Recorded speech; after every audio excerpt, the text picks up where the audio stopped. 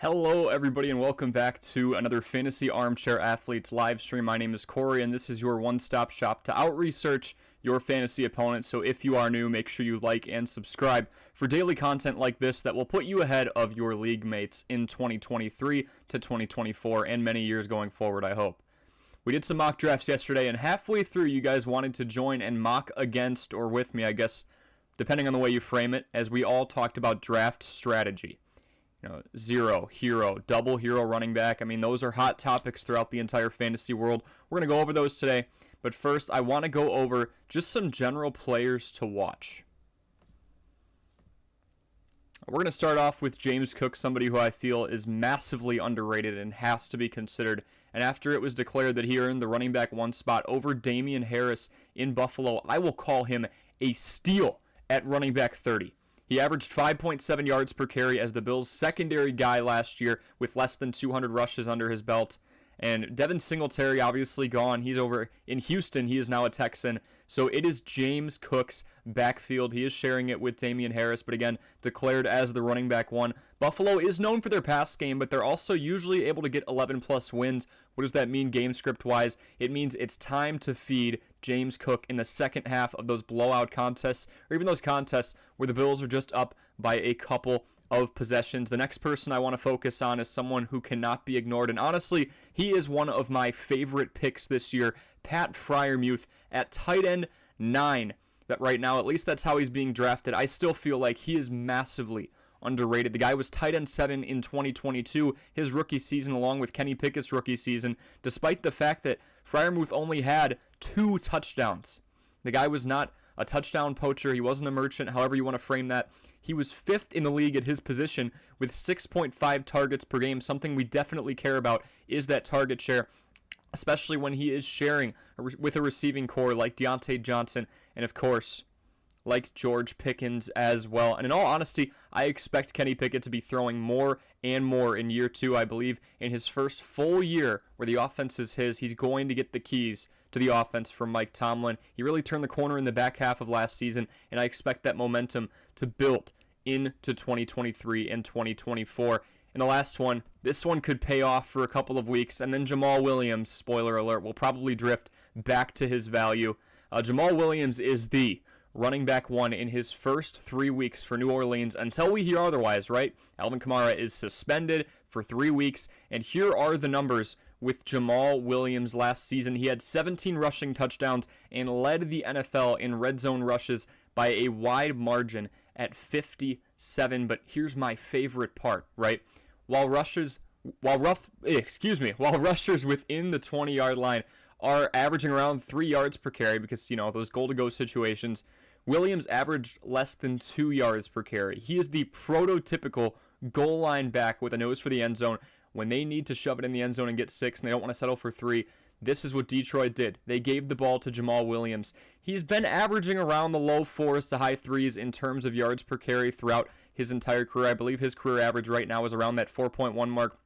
Not horrible, but obviously he was not recruited over to the Saints for his efficiency. It is his nose for the end zone, especially with a new quarterback in Derek Carr. I believe the goal is to make sure you get 6 with Jamaal Williams more times than not. Even when Alvin Kamara does come back, I feel like Jamaal Williams, who shared a backfield with a healthy DeAndre Swift for about half the year last year, is still going to get his, and he's still going to score. Joseph Palacios is here. Good to see you, Joseph. So, folks, what we are going to do next is kind of what we did yesterday. I'm going to start out with a mock draft just against some random people, and then while that is going on, I will put a link in here to the Sleeper app, and we're going to try and get an 8 to 10 person mock draft going with all of you, and then we can talk draft strategy. We can talk zero running back, hero running back, or even double hero running back. Those are trending terms right now in the fantasy football community. But first off, I will start with a little mock draft action.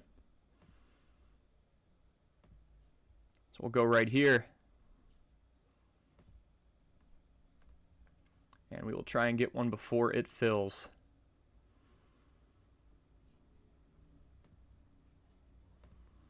There we go. I've been doing 12 to 14. No, nothing crazy. I feel like that's mainly around where people are drafting right now. And then, of course, some updates from yesterday. Russell Gage is out for the entire season. So Trey Palmer, it's your turn to be wide receiver 3. And I saw something earlier today. Russell Gage is actually, if we go here,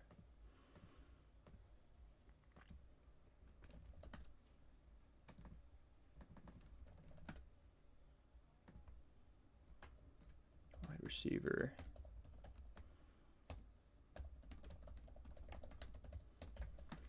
I mean, Russell Gage is the clear wide receiver 3 behind Mike Evans and Chris Godwin, right?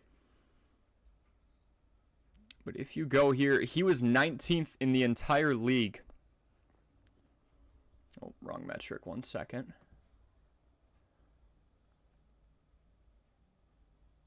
He was 8th. Tied for 8th with Deontay Johnson in the entire league for red zone targets. He was well ahead of Mike Evans, well ahead of Chris Godwin, only ahead of Chris Godwin by 1 there. But, I mean, he was the main guy, so the fact that Trey Palmer is stepping in for him as that wide receiver 3, I think in general it's just going to open up more opportunity for the rest of the team. But also, this guy could get a lot of opportunities. That's Palmer. And, you know, it sucks with the vacancy of Gage, but as fantasy owners, we've got to wonder who is filling his spot, what's next, and how do we maximize out of this situation. Make sure you guys leave a like. Make sure you subscribe. I made the barter yesterday. I said if you guys left 10 likes, we would do this mock draft thing again. And here we are doing it again. But I also will say this now. If we can get 10 likes today, I am doing a worst possible draft where I am going to literally draft a bunch of backups, some meme players, people who maybe are not even in the NFL anymore. And it's my goal to show all of you. I think I'm going to go 12 teams, standard PPR, head-to-head points format. I'm going to try and get into the playoffs through free agency and through trades. So to prove that point and hammer that point home, I am not going to draft a very good team. So if we can get to 10 likes today, you guys can start to pick the players that I will go after in my horrible, horrible draft. So we are just about 1 minute out.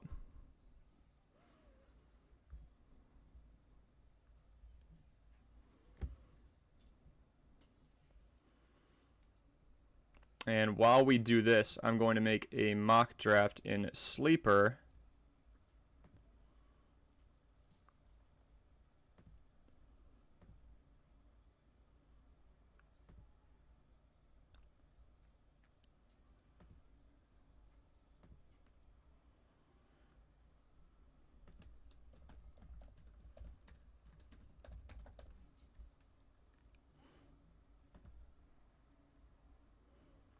We'll go 10, 30.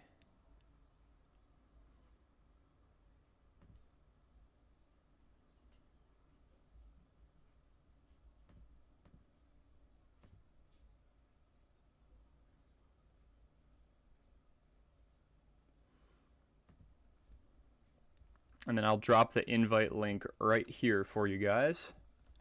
So yeah, tap on that sleeper link and join the mock draft. And while we are waiting for that, I'm just going to do a mock draft here on ESPN. 14 teams, standard PPR, nothing crazy.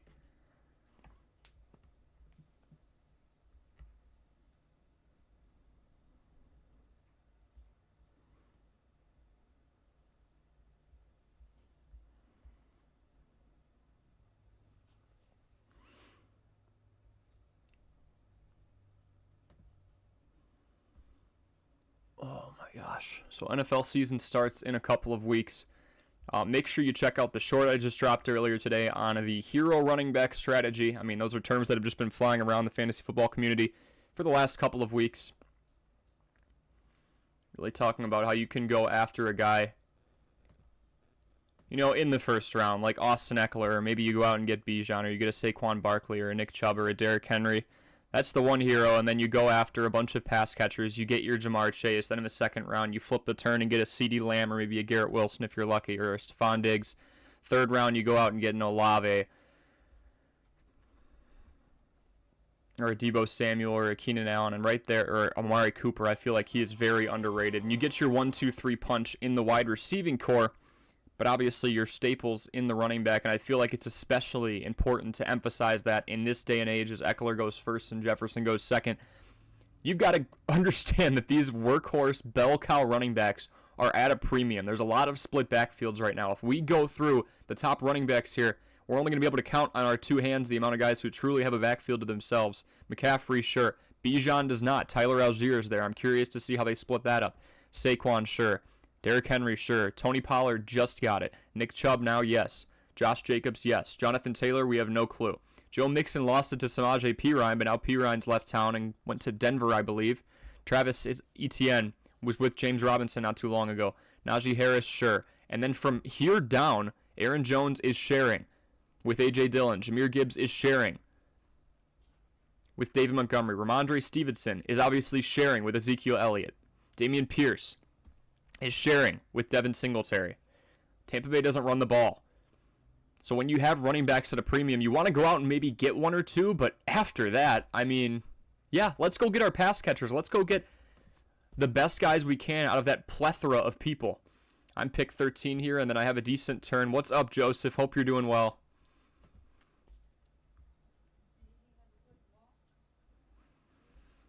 Joseph, we are doing a sleeper mock draft. So feel free to step in and take your spot on here. It's my turn. Tony Pollard, he's got the backfield all to himself. He's been pretty efficient. Then, of course, you have a workhorse in Nick Chubb. Pass catching upside, we've got more with Pollard. This is PPR.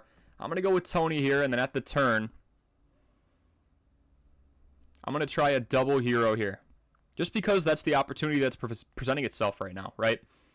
You can't just go in with a premeditated strategy. You kind of have to see what cards you have at your disposal. I know this is wide receiver heavy up top. CD has obviously been a beast. Nothing changes there. Garrett Wilson. I'm going to take the risk with Garrett Wilson. He almost had the same numbers as CeeDee Lamb with way worse quarterback play. So we've got Tony Pollard and Garrett Wilson right now. Not crazy on the stack possibilities, but I don't hate him either. You could go get Rodgers. You could go get Dak. Those aren't top-tier names in the fantasy community at the moment, at least.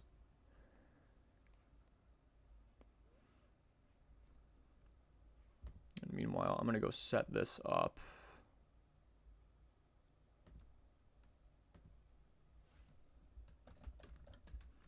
I'll put a new link in there. We almost filled an 8-team draft yesterday, which was pretty impressive. So I do appreciate the support on that front.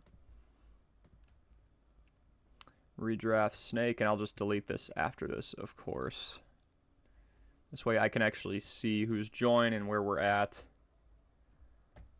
We'll go 8:15. For now, I can always adjust it.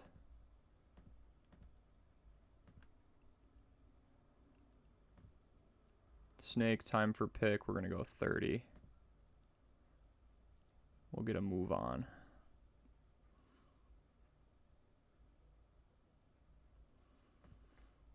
And yeah, so here is the new link.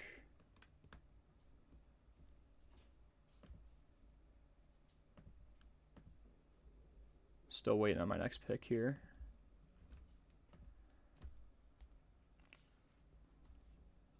Right here. This way you guys can mock draft with / against me. Good to see you in here, Joseph. And as you jump in, make sure you leave a like and subscribe. This is your one-stop shop to defeat those league mates and out-research your league mates. Out-research your fantasy opponent. That is the goal here. Just kind of analyzing what's going on in this draft. Nothing really jumps out to me. Travis Kelce in the first round as per usual. Eckler first is a little shocking to me. You'd expect a Jefferson or a Christian McCaffrey, but I feel like it's potato to potato when you go between Austin Eckler and Christian McCaffrey this day and age. Jamar Chase, that's normal. Cooper Kupp. Bijan's been bottom one for a while. This is a 14 team. Tyreek, Saquon, Henry, Devontae, Stephon Diggs. I took Pollard, then Josh Jacobs. At the turn, we got a couple of running backs. And now we're kind of in that point, right, where who has the backfield of themselves outside of Najee Harris? You got to go a decent distance down. Jones sure does not. Gibbs sure does not. Stevenson doesn't anymore with Zeke in town. Pierce does not. Rachaad White's just not on a team that runs the ball a whole lot in general. Kenneth Walker III, maybe, but they did take a second-round running back. Breece Hall does not. Miles Sanders, we'll see. And then it's their handcuffs, right? I think Khalil Herbert and DeAndre Swift and J.K. Dobbins, those are the lowest running back ones I see on this list. So the question with me, right, am I going to go double hero or am I going to stick with the one running back? I don't see anyone of significant value right now to jump for. You know, Kenneth Walker III could be okay, but he kind of petered out towards the end of the season. They did get a second-round running back. How much are they going to share the rock? James Cook, I was just talking about how much of a steal I believe he is, but he's not enough of a steal for me to take him in the 4th round. Or in the 3rd round, excuse me. Definitely not. Got a pair of week 7s here, hypothetically. I'm going to go get a weapon, and I think I'm going to go with Amari Cooper. It's kind of a weird year with no Deshaun Watson and then some Deshaun Watson, but here I believe that Amari Cooper, with a full year between him and Watson, can have a bit of a better year. So now I'm kind of in that dead zone that we hear about all the time between rounds 4 and 7. I'm stacking up on weapons here. If Christian Watson's available, I'm probably going Christian Watson. You could also go elite level QB here. I'm going to go the reliable wide receiver 1 who broke out last year and almost had a 1,000-yard season as a rookie. And we're going to hope that Jordan Love shoves him the ball. Doing pretty good on bye weeks right now. Now, am I in a position where I could jump after an elite quarterback?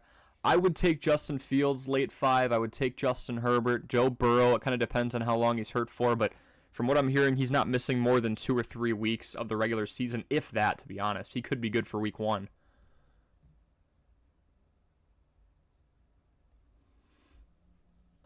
All really dependent, right?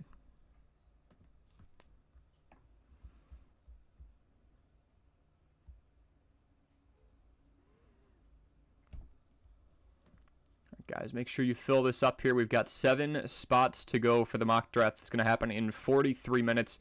Right now, I am just mocking in ESPN in a 14 team. That should give us enough time to fill this, but I do have a sleeper link in the comment section right now, so make sure you fill this up. And currently, I am doing the single hero running back strategy. I went out and got Pollard, and now I'm going to wait around because, in all honesty, in rounds 3, 4, and what's about to be 5, I don't see a whole lot of worthy talent for me to reach up and take, right? I do like James Cook. I do like Alexander Mattison. Not crazy about Cam Akers. Javonte Williams is coming off an injury. Dalvin Cook is going to have to share with Breece Hall. Those two are 1A and 1B in New York at the moment. And the rest are just handcuff guys. So why reach for one anyway?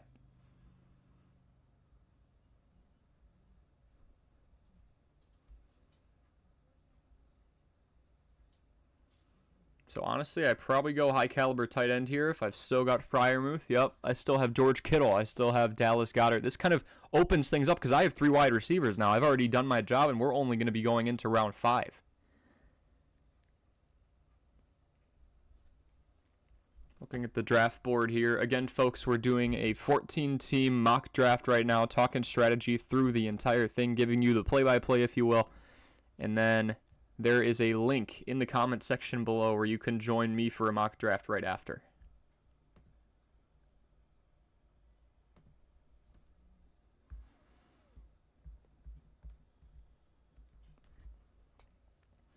Darren Waller, I've seen him go pretty early. There goes George Kittle. I think I can still get Freiermuth, and I'm okay with getting him late 5. I still feel like I'm kind of jumping for him, so maybe you know what? If he's still around, I can probably let him go around the turn and get him in round 6. If I wanted to jump for a quarterback, there's absolutely no need for me to get a 4th wide receiver unless I see something of value there. DJ Moore just skyrocketed in projections after catching a 62-yard, he caught a screen pass and ran it all the way for 62 yards in a preseason game. I love DJ Moore, but I don't think the value should be that much higher than it already was. Christian Kirk, obviously, still the wide receiver 1. I love Brandon Ayuk. He might be my late 5.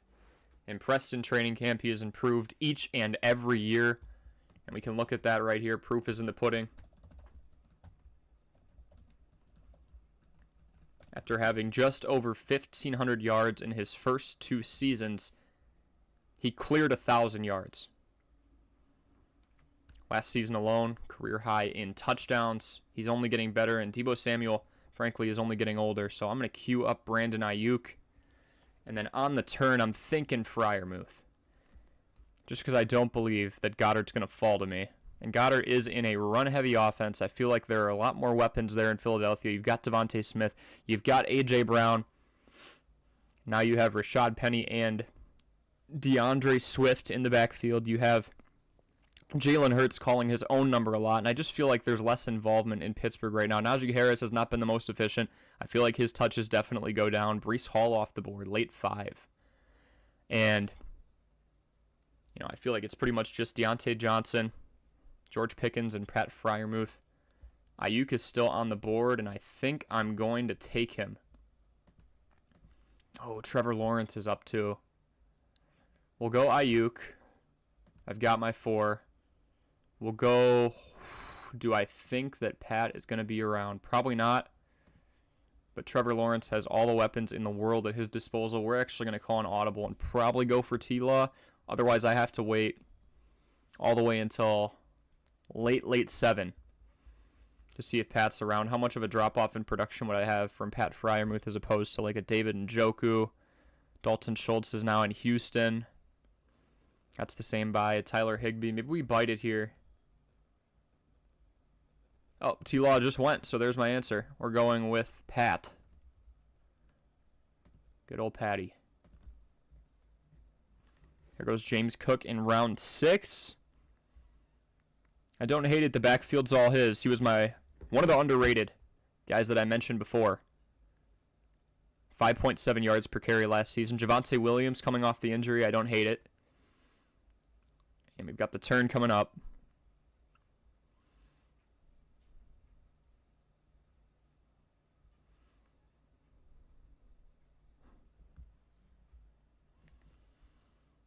Christian Kirk goes. Michael Pittman goes. Obviously, that's going to be pretty interesting with Anthony Richardson being the QB1 now. The 5th different Week 1 starting quarterback that the Colts have had in the last 5 years. That is just crazy to me. We're through 6. It is a 14-team draft, so I might go to running back here. Yeah, I don't feel like we've lost much value. I'd be very comfortable with taking an A.J. Dillon, a Jamal Williams with the action that he's going to get in the first couple of weeks. I probably grabbed 2 on the turn to make up for the fact that I only had 1 early, but I'm very okay with Tony Pollard being my anchor. I'm confident in the guy. He was averaging over 5 yards per carry. He was a top 10 running back, despite the fact that Ezekiel Elliott was taking a lot of red zone touches away from him, so I'm very comfortable with this.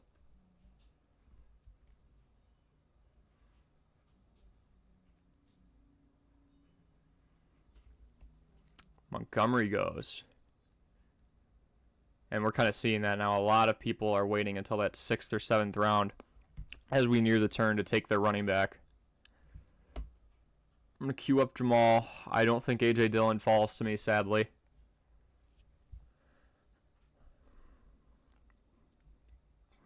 Rashad Penny is listed as the running back too, but him and DeAndre Swift they've been, equally as injury prone, so it's kind of up in the air there.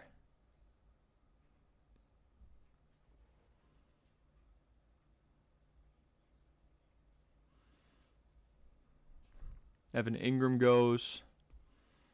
Brian Robinson goes. Beginning of 7. That is interesting.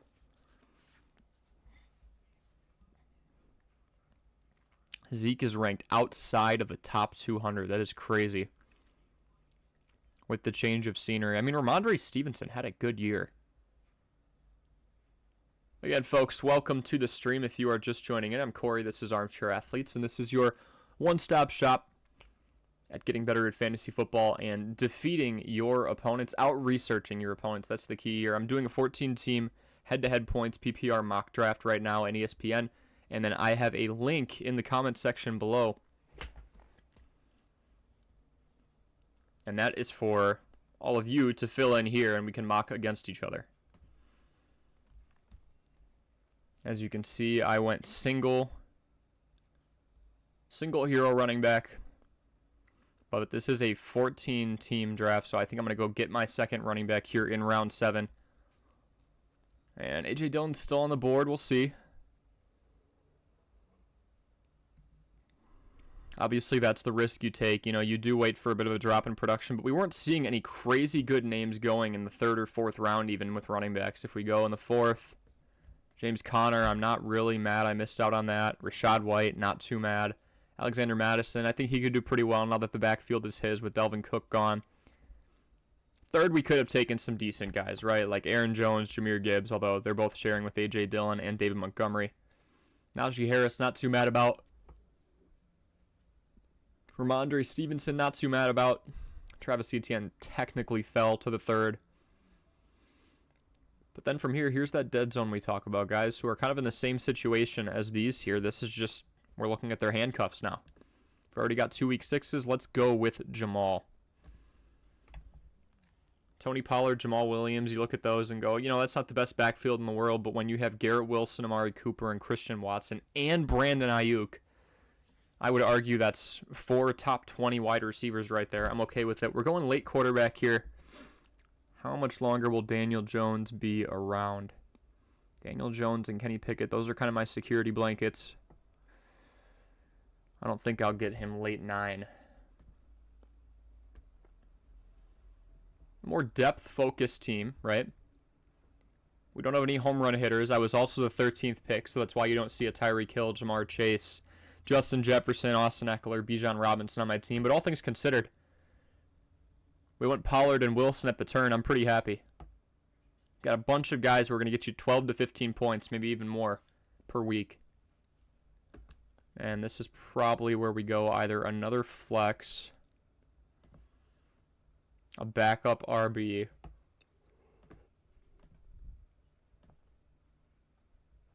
Jordan Addison. That's enticing to me. Or we can go defense, get out in front, and grab the 49ers, Steelers, or Bills. Wouldn't even be mad with the Cowboys either. They scored a ton last season. Thanks to Trayvon Diggs and Micah Parsons.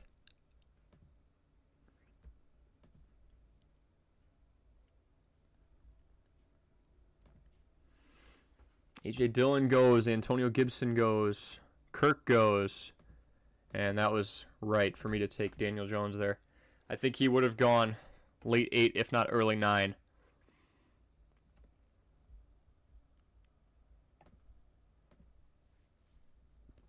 I would be very pleased if Jordan Addison fell to me here. There's Zay Flowers going. Pirine going late 8. With Javonte, with a hopefully healthy Javonte this year. That's what that person's kind of banking on. Tua goes late 8. Adam Thielen, that sure hand receiver. First pass of the preseason off the right hand of Bryce Young went in the direction of Adam Thielen. He caught it on a comebacker, so I think there's some trust there. I think there's an 800 to 900 yard season to be had for Thielen. Could do pretty well. We're talking like wide receiver 25 to 30 range maybe. They're projecting less. I just disagree with that, to be honest. I see an uptick in targets. He's the guy, right? DJ Moore's gone. Terrace Marshall could put up some numbers, but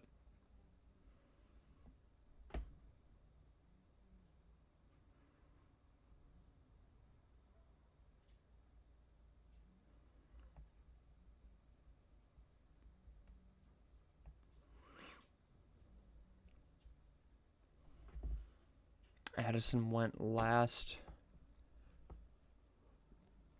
3 picks of the 8th round. Not ideal.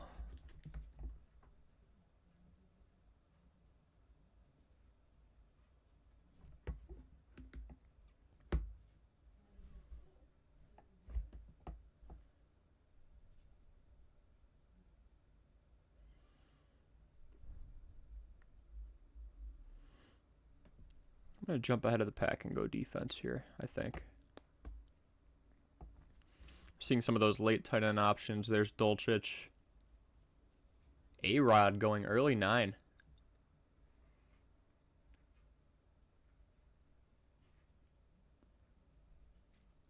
Oh, I don't know why I'm yawning so much. Yeah, I think I want the 49ers here, and then at the turn I can go around and get another weapon. Again, the production of the running backs really hasn't dropped off too much. I wouldn't be mad at Devin Singletary we're starting to get into those surefire handcuff guys. I don't have any more running back ones to really go off of. I believe Khalil Herbert was one of the last to go off the board. Technically, Jamal Williams, right, for the first couple of weeks. Let's go get our defense. This is just kind of an idea of what you do. Especially in a 14-team league, when you get pick 13, you've got to wait around a little bit. We went Pollard and Wilson at the turn. We're going to get Cooper and Watson. Got Freiermuth. Came around and got Ayuk. So 4 wide receivers in the first 7 rounds.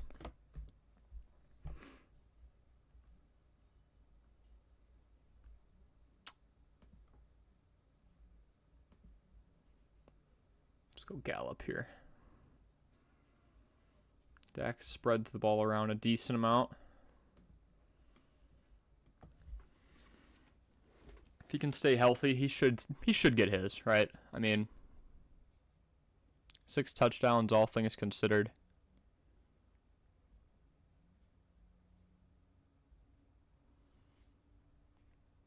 Has missed 11 games over the course of the last 2 seasons with a torn ACL. Yeah, not ideal, but when he is on the field, he's productive. Maybe he's trade bait, right? Who knows?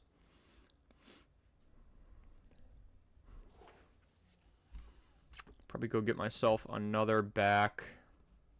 We're looking deep here. But, you know, the running back, too, in the most run-focused offense from last year in the Chicago Bears, and one of the most successful, honestly. The run blocking was off the charts. I would not be mad at a D'Onta Foreman or even a Tyler Algier. Daniel Carlson just flew off the board. Oh, and everyone went auto here. Got the sleeper link in there. Good to see you, Brian. Make sure you hit the link. I'll put it back in here. There is our sleeper mock draft party. We're going to try and fill it up as much as possible.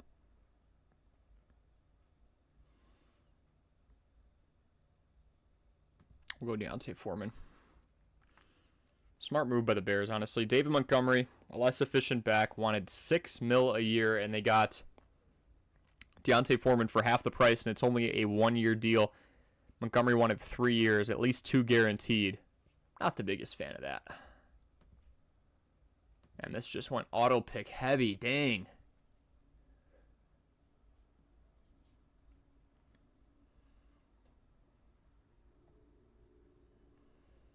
You know,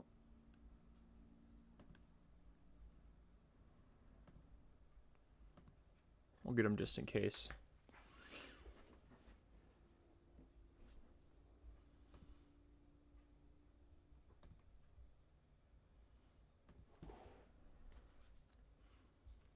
And Brian, good to see you as always.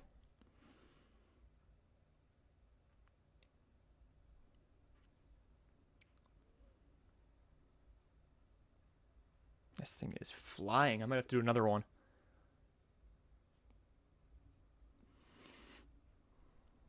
Most people stayed around for the majority before, but I think because it is a 14 team, they're kind of just flying through. Kenny Pickett goes 13. That's kind of, I do expect him to get drafted in the majority of leagues. He picked it up back half of last year.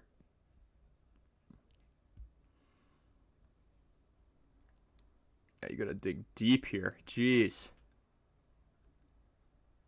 I'll take another back in Algier. We kind of waited a while to get some depth, but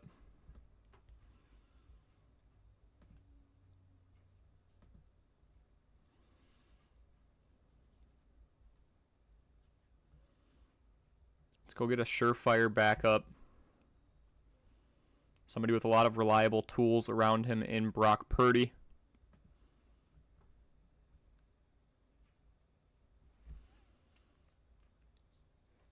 Brian says, wonder if George Pickens will have a good year this season. Potential boom or bust.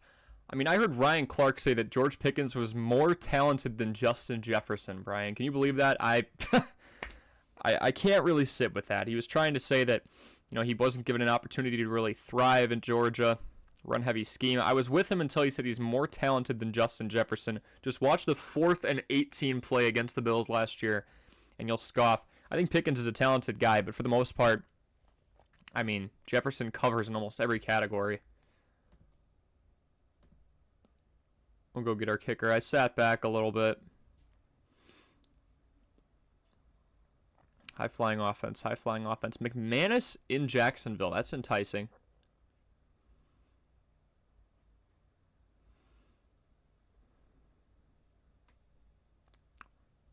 We'll go with him. Used to seeing that name in Denver.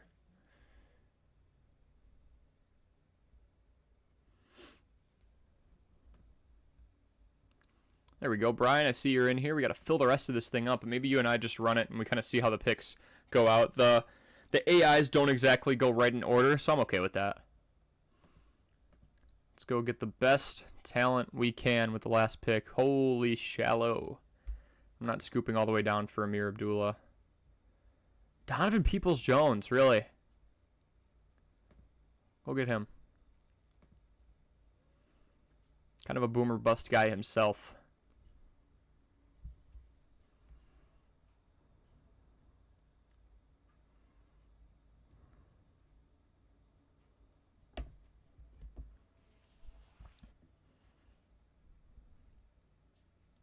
And that's how we went, and in order, too. So we went Tony Pollard, as you can see. I mean, this is a 14-team draft, so I would still consider it single hero. I did not pick more than one running back in the first 6 rounds, and it was kind of just because the cards that were falling to me, I saw that wide receiver was starting to go at a premium. A lot of people were doing kind of the same thing as me. Some were even laying off running backs and going more and more, so I saw more of a demand at wide receiver. I was able to wait till round 7 and still get a guy who's going to get 3 weeks starting in Jamal Williams. Obviously had plenty, and I mean plenty, of touches in the red zone last season. He had 57 rushes inside the 20. That's more than anybody else. We went Jones, the Niners. I think Daniel Jones is a nice quarterback to just sit back and wait for. You know, you don't have to jump for him in the 2nd, 3rd, or 4th round like you would a Patrick Mahomes, a Jalen Hurts, a Josh Allen. But in all realisticness, Daniel Jones is only going to get you like 5 to 6 points less per game than those guys. Even Justin Fields, right? So he's got the running upside as well. That's kind of why I waited back on him.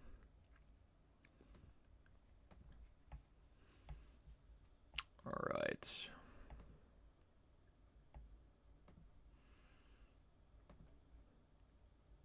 I know there were a few that said they were coming back for tonight. So, Brian, you and I can just run a quick mock. You will have the advantage since you can kind of see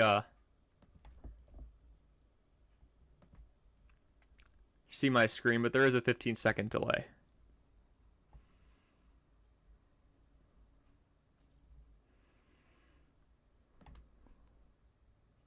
So we'll start it. I'm 3, Brian's 6. Jefferson Chase. CMC still on there after a couple. I could jump for Kelsey. We're going to go for the Kelsey-Mahomes combination. And if Brian heard me, it's not going to happen, but Eckler going at 5, that's considered a steal in my book. Same with McCaffrey falling to 4. But the first 2 went pass catcher. I did have any running back I wanted at my disposal. But we're going for something here. Oh my. And the whole reason I took Travis Kelce in trying to get one of the best 1-2 punches in the league is destroyed the pick before. I thought I could pull it off with an 8-team. The frickin' AI got it. Okay. We'll do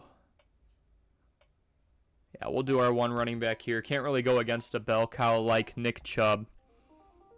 Wow. Let's go, Brian. You and me, man. 3rd round. Man, I gotta like shift my focus because I was just in a 14 team. I'm liking Garrett Wilson, honestly. Right where he should be. We're not messing with Jonathan Taylor. If a certain individual falls to me next, I'll be pretty hyped. So right now, I mean, we've got the best tight end in the game, hands down. And I love Travis Kelce for this reason, right? I gotta watch it. This is AI heavy. I appreciate you, though, Brian. It's not completely AI, my man. Fantasy Turner. This is the biggest gap.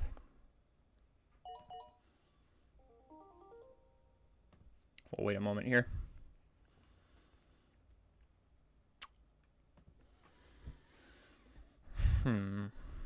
T. Higgins, Deebo Samuel. I feel like those are guys I might be able to wait for at the turn. I don't think Etienne's going to be around too much because just one running back here, no running backs here. I feel like he's definitely going if I don't take him right now. 4 wide receivers for that AI. That is crazy.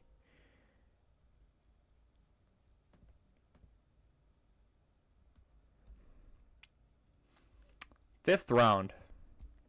I feel like it's matured enough. I have not really jumped for Calvin Ridley yet this season. Brian, I see you got Tyreek, Barkley, Hurts in the third, and Najee Harris, a good volume guy. I like it. We're going to jump for Calvin Ridley. Why not, right? The reason I went for Travis Kelce, you're just not going to see a bigger gap from tight end 1 to tight end 2 from a points per game perspective. 6 points. This is from 2022. Proof is in the pudding, right? Mahomes to Allen, 1 point. And actually, Jalen Hurts had the best average of 25.6, but we're splitting hairs. Running back, 1 to 2. We're looking at less than a yard. Wide receiver, 1 to 2. I know it's my turn. We're looking at 0.2 of a yard. And that's actually with PPR. Yeah, 0.7 of a yard. I just think anytime you can get Travis Kelce, if you're not the 1 or 2 and you're not getting Justin Jefferson, Christian McCaffrey, Jamar Chase, or Austin Eckler, I mean, if you just think it's a possibility, why would you not go for it, right? We're going to go Christian Watson here. We got 2 really solid options in Nick Chubb and Travis Etienne.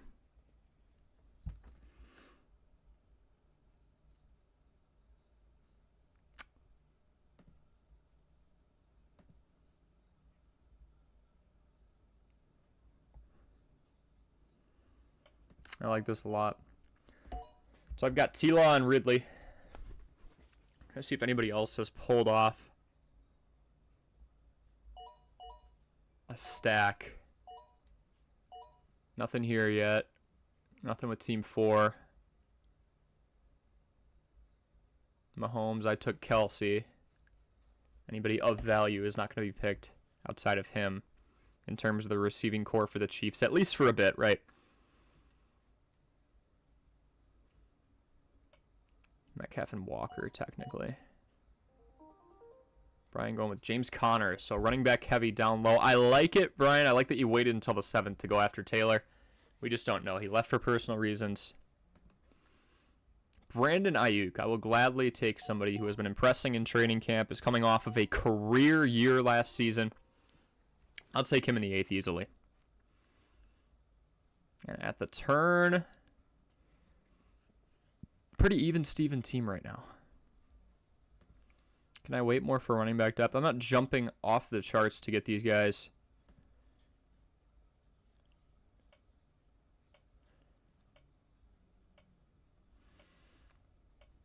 Usually wouldn't do this, but that's a pretty high bargain. Or pretty good bargain, I should say. In the 9th round, go after Darren Waller. There's some trade bait, hypothetically, in the future. Got Akers and White. This is a running back heavy. I mean, look what Team 4 did, right? No running backs the first 4 rounds. Mixon and Madison. They took their medicine, but not bad. Njoku. Love Njoku. I think once he has a full year with Deshaun Watson, he'll do phenomenal. He was hanging around in the top 10 rankings for tight ends for a while. Mahomes sniped by the AI. Yeah, he did snipe me. I think my strategy this year will definitely be wide receiver heavy. I think it has to be, Brian. Go get your premium running back, but I'll show you in a second. I'll take James Cook on the turn. Nice. Outside of the first 3 rounds, even here, right? Breece Hall, sharing the backfield. Etienne, that's the exception. Najee Harris, not too efficient. Pollard. I mean, this is 8-team, right? But holy injuries.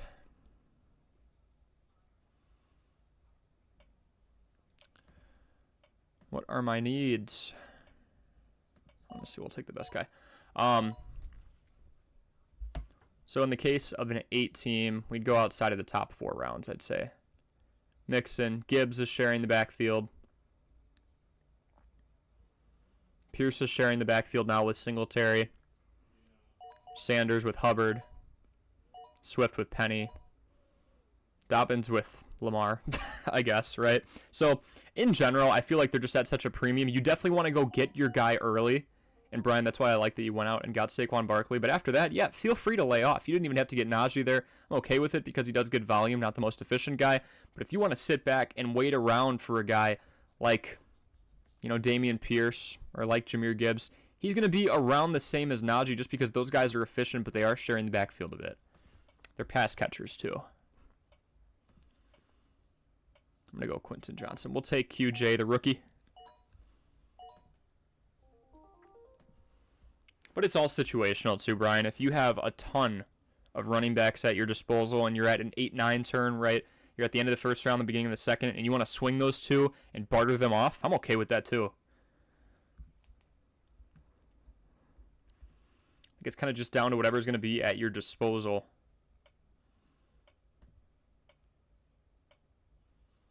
I'm actually going to take Tua here. If Tua can stay healthy, he is dangerous.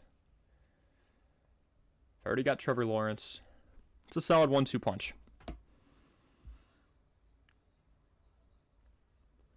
Young Hoku, I like it. George Pickens in the 10th.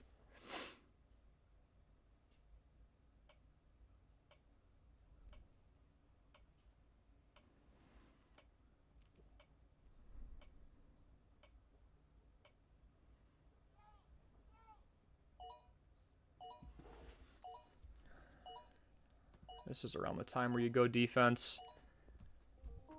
I mean, wow. Cowboys and Eagles consecutively. That's rough. I'll take the front seven of the Steelers.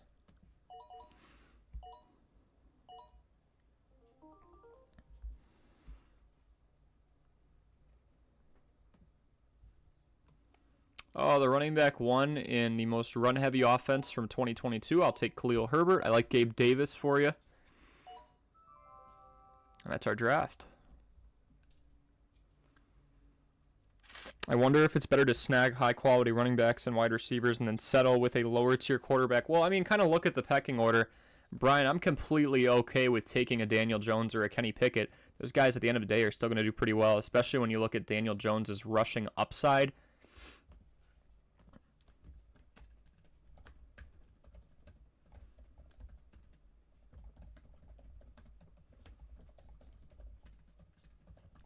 I mean, I think a lot of people forget because his numbers just didn't jump off the page. Daniel Jones was quarterback 9. He was rostered, I mean, still just a disrespected name, rostered in way less. He beat out Justin Herbert last season. No, he didn't throw for 4,500 yards. No, he didn't have a ton of touchdowns. He had 22 total. But he turned the ball over 8 times. Daniel Jones didn't make a lot of mistakes, and also when you look at the fact that he does have the rushing upside, 708 yards. I mean, he's beating out Trevor Lawrence, obviously beating out Kirk Cousins, beating out Joe Burrow, Geno Smith. He's right up there with Jalen Hurts and Josh Allen, doubling Patrick Mahomes. I don't think there's a whole lot to complain about there. Plus, he only missed 1 game, so you've got somebody who's durable. Daniel Jones is a solid pick. And where did he go in this draft? Daniel Jones, Daniel Jones, Daniel Jones.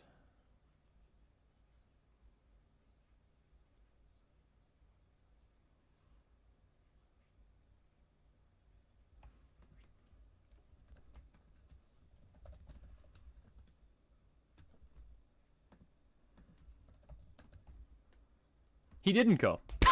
So it's an 8-team draft, obviously, Brian. But if you were to do a 10 or a 12, I mean, Daniel Jones could still be around in the 11th, the 12th, the 13th draft. And this is your QB9 from last year. He's durable. He's got rushing upside. And he doesn't turn the ball over. The crazy thing is he did all of this while only scoring 22 total touchdowns. But, I mean, it's possible, right? Fields was up here with just 25. It's that rushing upside that set him apart. And he beat all these guys around him by a pretty wide margin. Brian says, I struck gold with Hurts last season, led me all the way to the championship. I highly doubt I'll be able to get him in a later round again. Yeah, Brian, where'd you get Jalen Hurts? I mean, he's probably going like 2, 3, 4th round at the very latest. This was an AI compromised, for the most part, draft, and you got him third. I'm pretty sure he was going soon after. No one really went quarterback outside of Team 8 with Josh Allen for a bit, but I bet you he probably goes, if not in the 5th, definitely the 4th, because you've got guys like Lamar Jackson, Joe Burrow going. Next round, nothing. Then Trevor Lawrence. Shocked I got him in the 7th, in all honesty.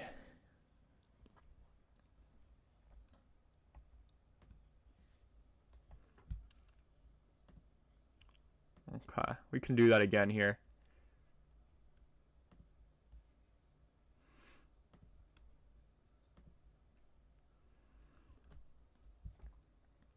I'm going to try something out, but I'm going to set up another possible... We'll just do a league right away. I like how it lets you control everything. Try and fill this one up a little bit more. I'll give it 30 minutes.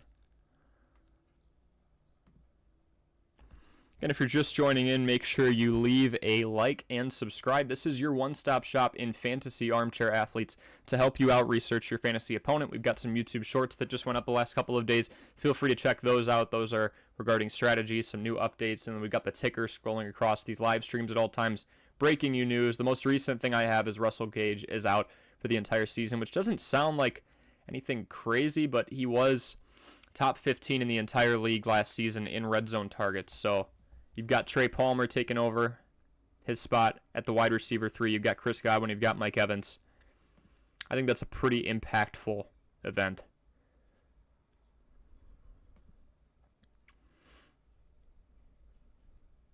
I'll just wait for this to fill.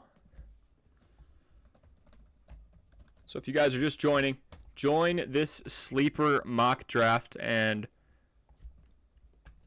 we'll do a subscriber special here.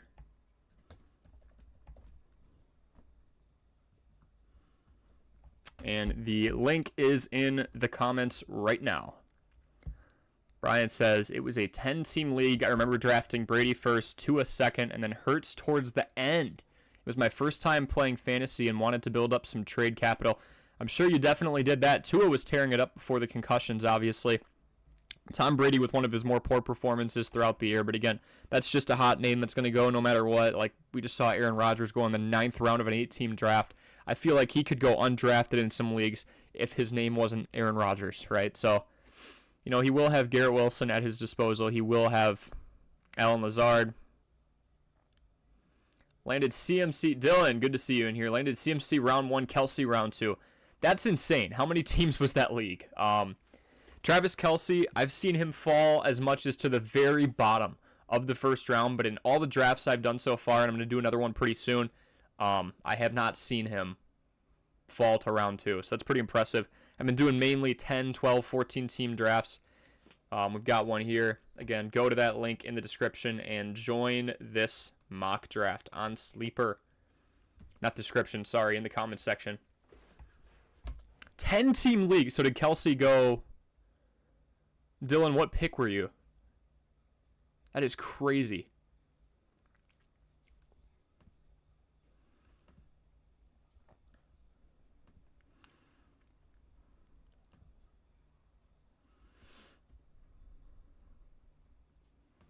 That is bonkers.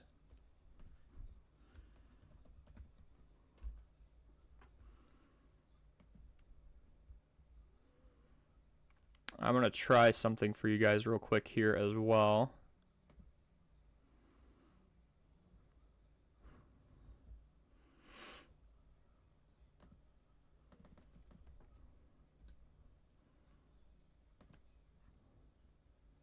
You were pick 5. Okay, so middle of the pack. And Kelce fell to middle 2. I mean, who... Anybody surprising go over him? I'm assuming A.J. Brown went at that point. Obviously, Jamar Chase, Austin Eckler, Justin Jefferson. Patrick Mahomes go before? There's no way he fell to the 3rd round. I'm curious. That is nuts. I haven't seen that happen yet, especially in that size of a league.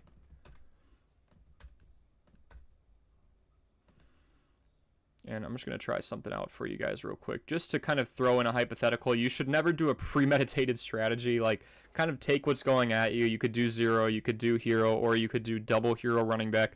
For those of you who are wondering what that means, Zero running back strategy means you don't take any running backs in the first 7 to 8 rounds, depending on league size. Hero means you take one in the first 2 or 3 rounds. Maybe you take one in the first round, right? You take a Christian McCaffrey, and then you lay off and get your wide receivers, and you don't pick again until after the 7th round. And double hero, or double running back hero, excuse me, whatever you want to call it. That's where you take 2 running backs in the first 3 rounds, and then you kind of let that dead zone go, and you go out and get your wide receivers, your tight ends, and maybe even an electric quarterback in the coming rounds.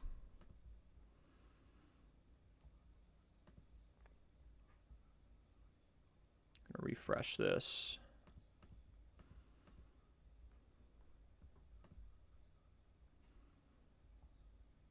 There we go.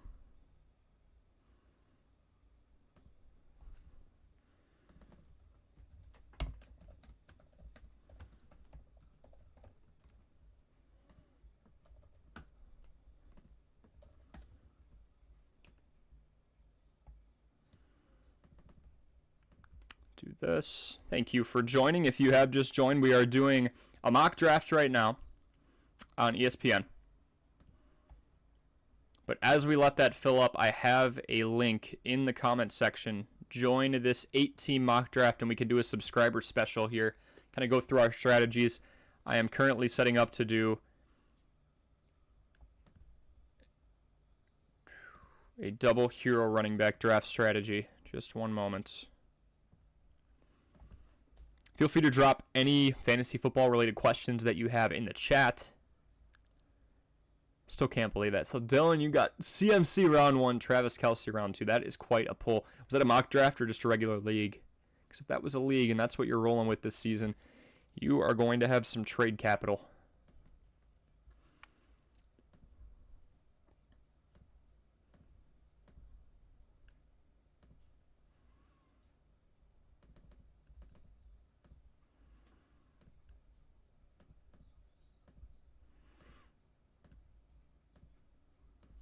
Just getting set up here.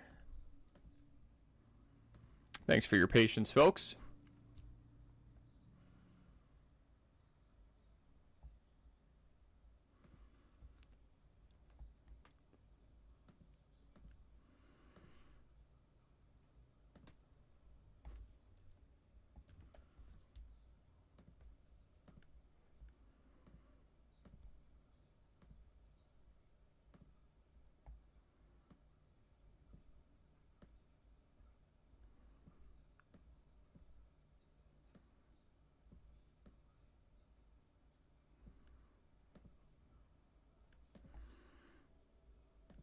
Okay, just to kind of give an idea of what we're doing. So we are going to go after double hero, 2 running backs in the first 3 rounds, just to kind of see how the team would turn out.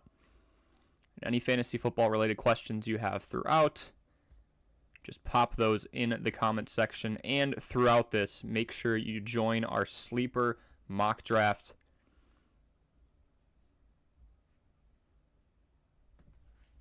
I'll put this in there again.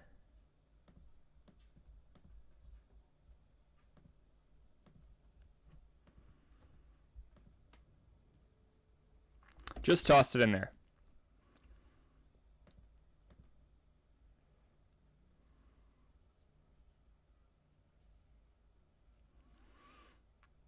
Looking for 12 to 14 PPR snake.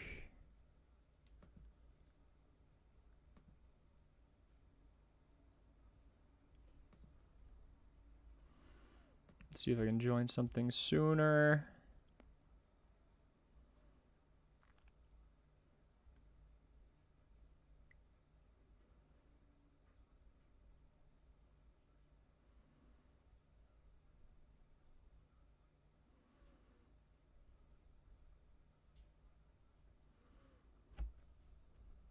Would be ideal.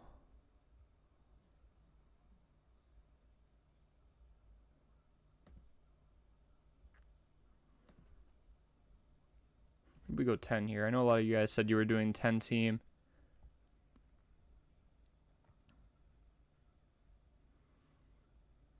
It is schmovin'.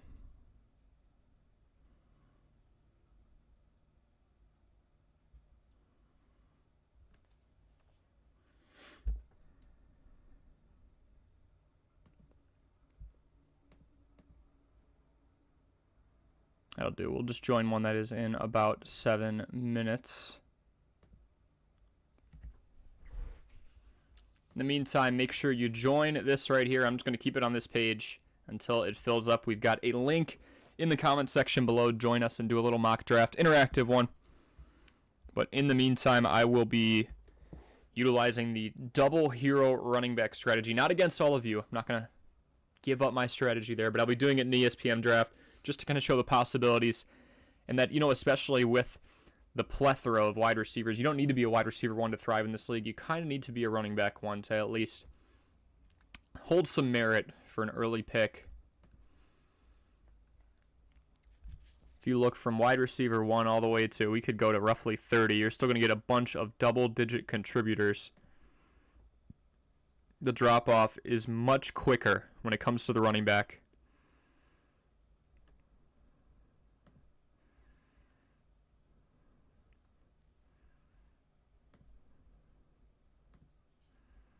That's kind of why there are these strategies where you want to get your premium in that running back early and then maybe back off of it, because once you hit that dead zone, past the Austin Ekelers, the Christian McCaffreys, the Josh Jacobs, the Derrick Henrys, Saquon Barkley, Nick Chubb, once you're down on this, James Conner, Ramondre Stevenson, I'd skip Aaron Jones. He's still pretty productive. Leonard Fournette, right? DeAndre Swift in that dual backfield. Dameon Pierce now with Singletary range. You're going to have some trouble. Dylan, you got Jefferson, Chase Ekeler, Tyreek Hill, CMC, Nick Chubb, Bijan Robinson, Saquon Barkley, CeeDee Lamb, A.J. Brown, Cooper Kupp, Derrick Henry, Devontae Adams, Patrick Mahomes, and Travis Kelce.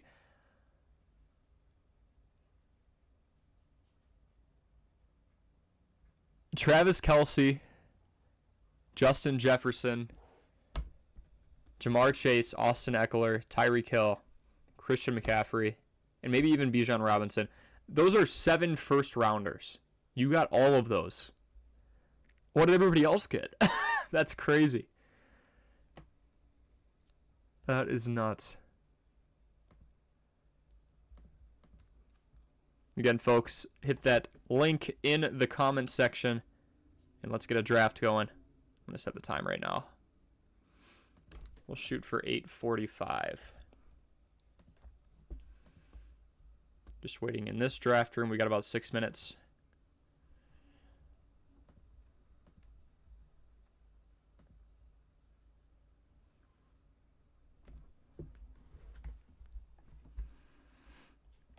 And pop any fantasy football questions that you have in the chat. We got Browns and Eagles going right now in the preseason.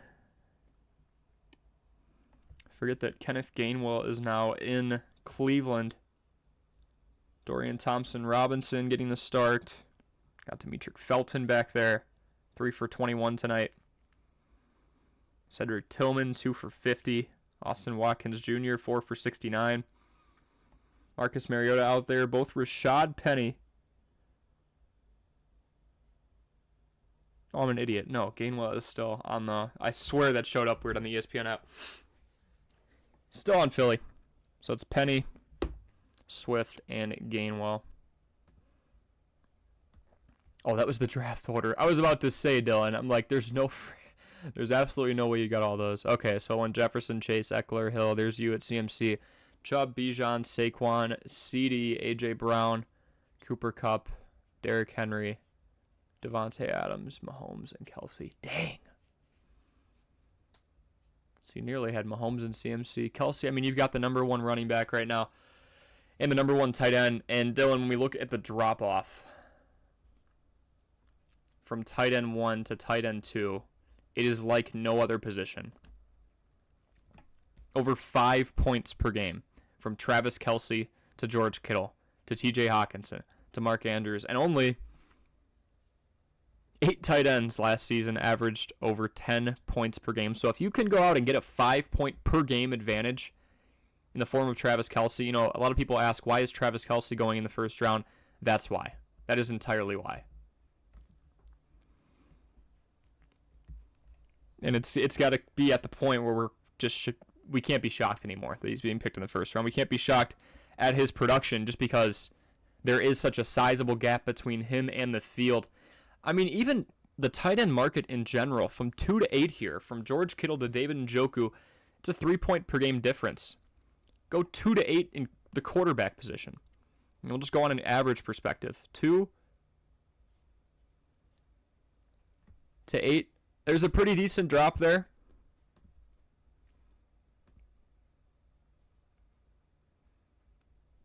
And standard, we'll go to PPR. 2 to 8, about 4. But that, from 2 to 8, you're going to see around that drop. But from tight end 1, from any position, to go from 1 to 2 and see a 5.2 points per game difference is just absolutely bonkers to me. And then you look at total points. He was healthy. The other people around him were not.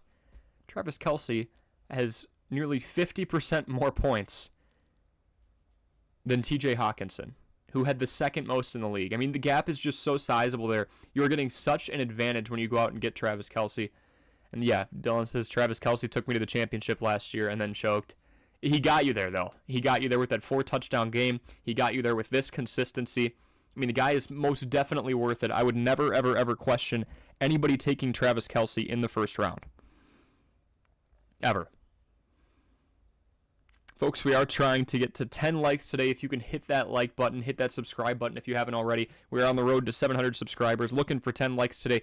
Going, at least aiming to live stream 3 to 4 times a week, giving you shorts every single day, doing some videos on instruction. It's our goal to help you out-research your fantasy opponent. So throughout this stream and throughout any stream or video, if you have any questions regarding the fantasy football world, please go ahead and ask.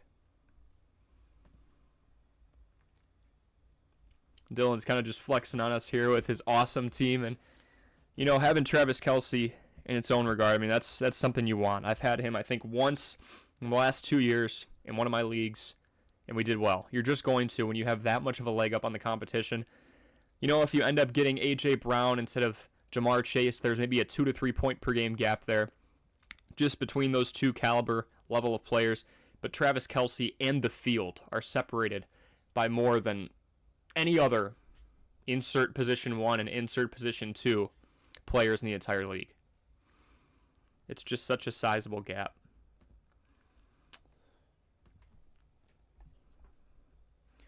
It reset the draft time. Okay, I was about to say. All right, we're in here.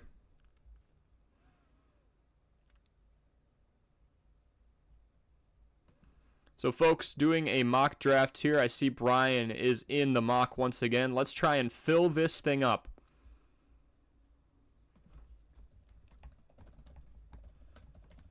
Putting the link in the comments once again. Hit that link in the comments. Join our sleeper mock draft that is set to get started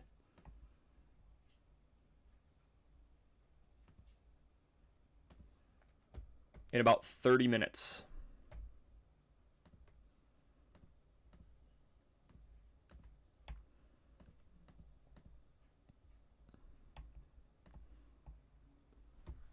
I've got pick 12 right now. Everyone's turning their auto off. I'm going to try and do the... This could work out decently well.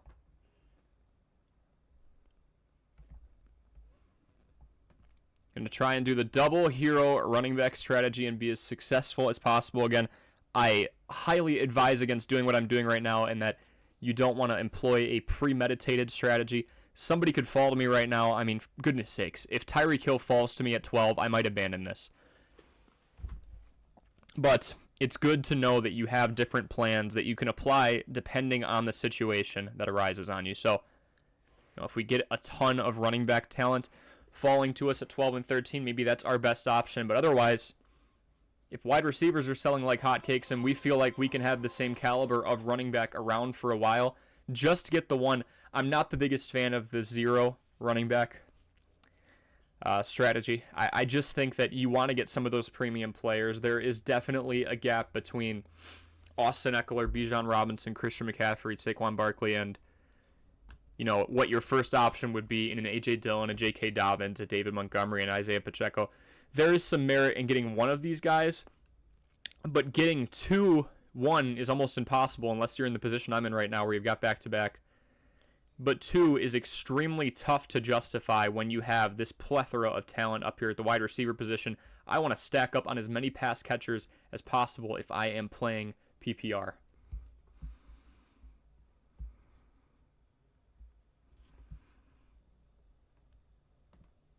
And make sure you join the mock. We've got 2 here so far. We had 5 out of 8 yesterday. It's more fun when you have less AI. So everybody, go in the comment section below. Look for the link that Fantasy Armchair Athletes dropped. Don't pick on any other weird links, right? And go in there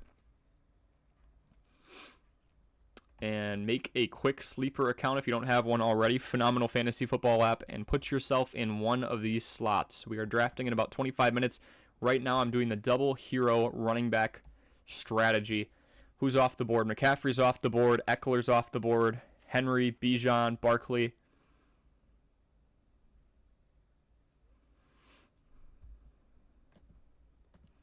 Would be very, very happy if I could go Pollard, Chubb. Pollard, Josh Jacobs, who was the running back 3 overall last season, wouldn't be mad at that either. There goes Pollard. All right, so we can go Chubb and Jacobs. 2 juggernauts. I don't have to think too much about those. Jonathan Taylor left the team for personal reasons. We're going to be careful about that. Joe Mixon's on a winning football team. He hasn't been the most efficient. He's just teetering around that 4.0 yards per carry flat range. He was actually below it. They're projecting he does a little bit better. So there it is. I mean, double hero can also come in the form of running back, wide receiver, and then you go running back, or just 2 running backs in the first 3 rounds. But because I did have back-to-back, I wanted to stack up right there. And now it is my job to try and go after somebody of the T. Higgins, Devontae Smith, Deebo Samuel caliber.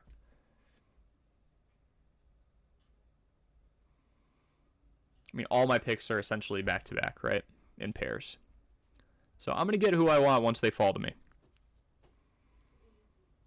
I've had 2 bottom slots, which is very interesting.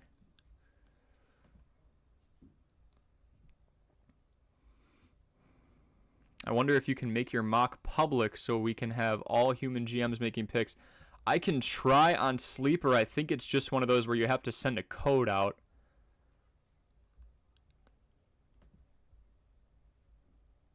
League settings. Rolling waivers.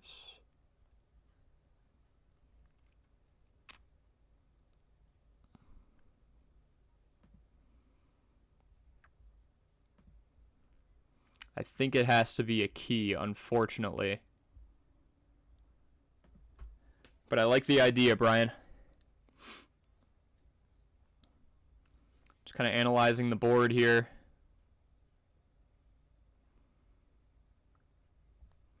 Pollard, Chubb, and Jacobs, that was me. I mean, I've got 2 of the best running backs. I have 2 top 5 running backs in a market where we're almost in round 3.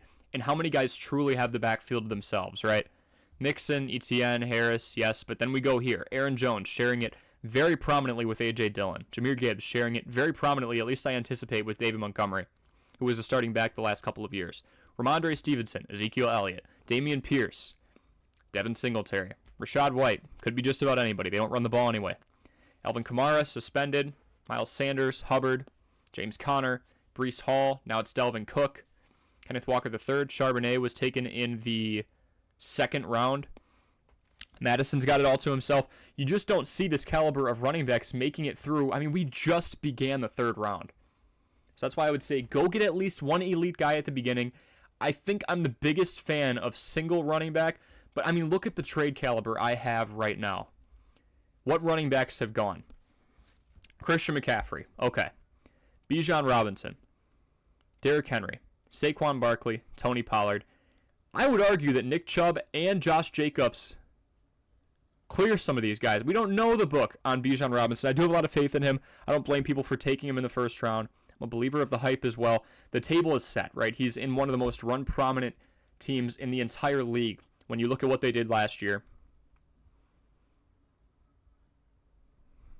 Just how much they ran the ball. And Mariota was part of that. But, I mean, my goodness, guys. Like, Tyler Algier was also able to have a 1,000-yard season. Bijan Robinson, the table's definitely set. But the fact that I got Nick Chubb and Josh Jacobs, and I'm still going to have this great pool of wide receivers, And I'm going to get them back-to-back. That's the optimal thing here. I had said don't do a premeditated strategy. See how the cards fall. Well, the cards fell pretty nicely because I am in that 12 spot.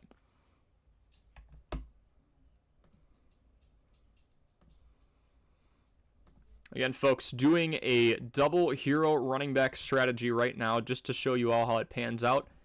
But go to this link in the comments. We are doing a sleeper draft in the next 15 to 20 minutes. I'll just accelerate the time forward once this is good.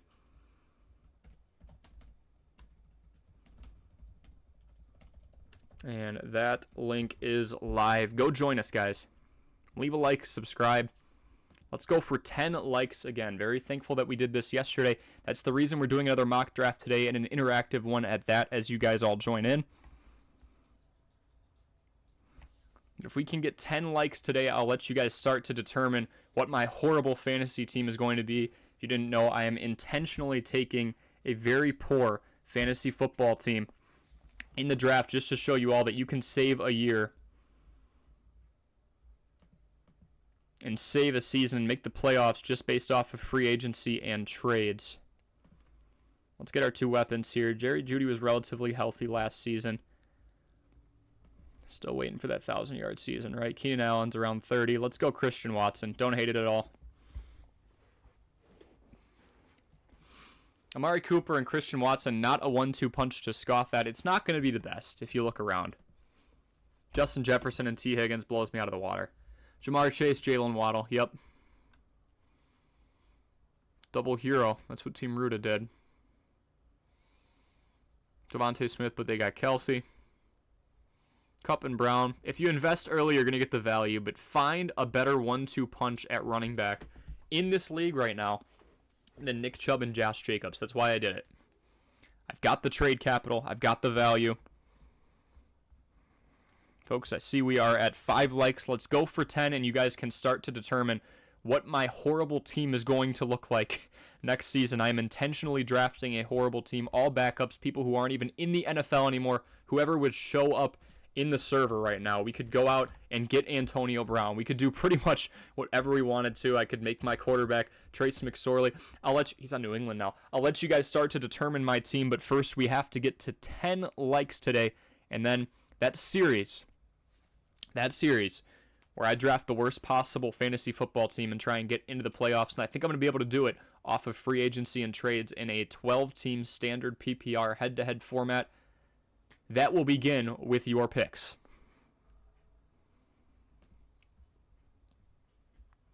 ESPN, if it's easier. Yeah, we could do that. But then with ESPN, you've got to join very quickly. So it's kind of the same game.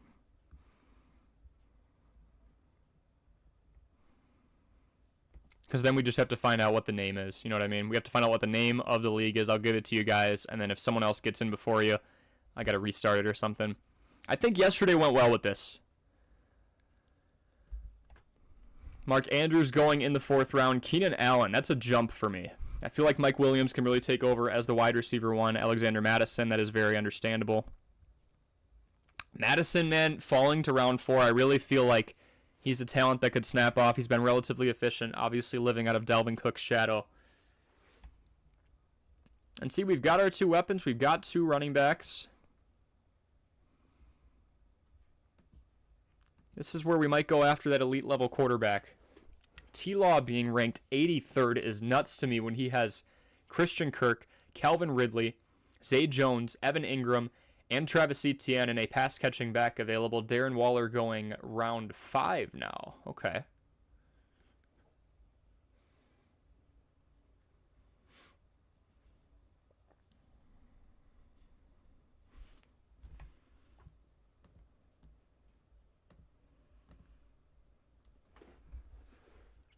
We could try ESPN after this, Brian.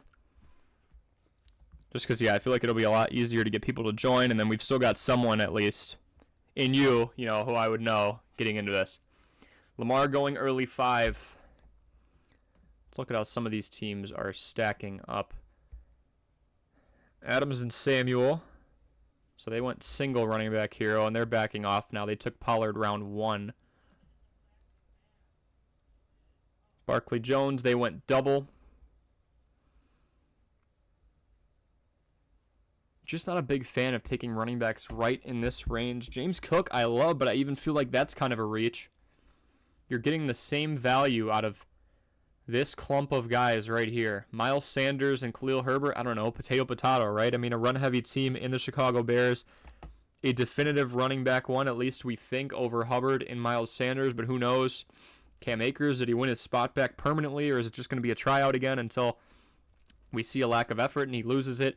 Javonte Williams is going to be sharing some reps with Samaje Perine. Delvin Cook, we have a lot of question marks here. And we've kind of reached the part, even with Rachaad White, because he wasn't too efficient, and he's part of a poor rushing attack to begin with because that offensive line is so bad. We kind of hit this awkward spot. I mean, Ramondre Stevenson, question marks there. Once we get past the third round, I'm cool with Aaron Jones. We've known his position for a while. But then we just get in this awkward spot. He's got to share with Singletary. And that lasts a while, and that's that dead zone people talk about, where it's really hard to get a running back that's a game changer between rounds 4 and 7. When you're talking about a 12-team draft. But we're going double hero here, and I like what we've done so far.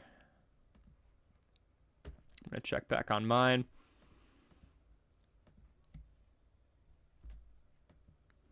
And now because we've got back-to-back, I mean, right, we could do a stack with Mike Williams and Justin Herbert.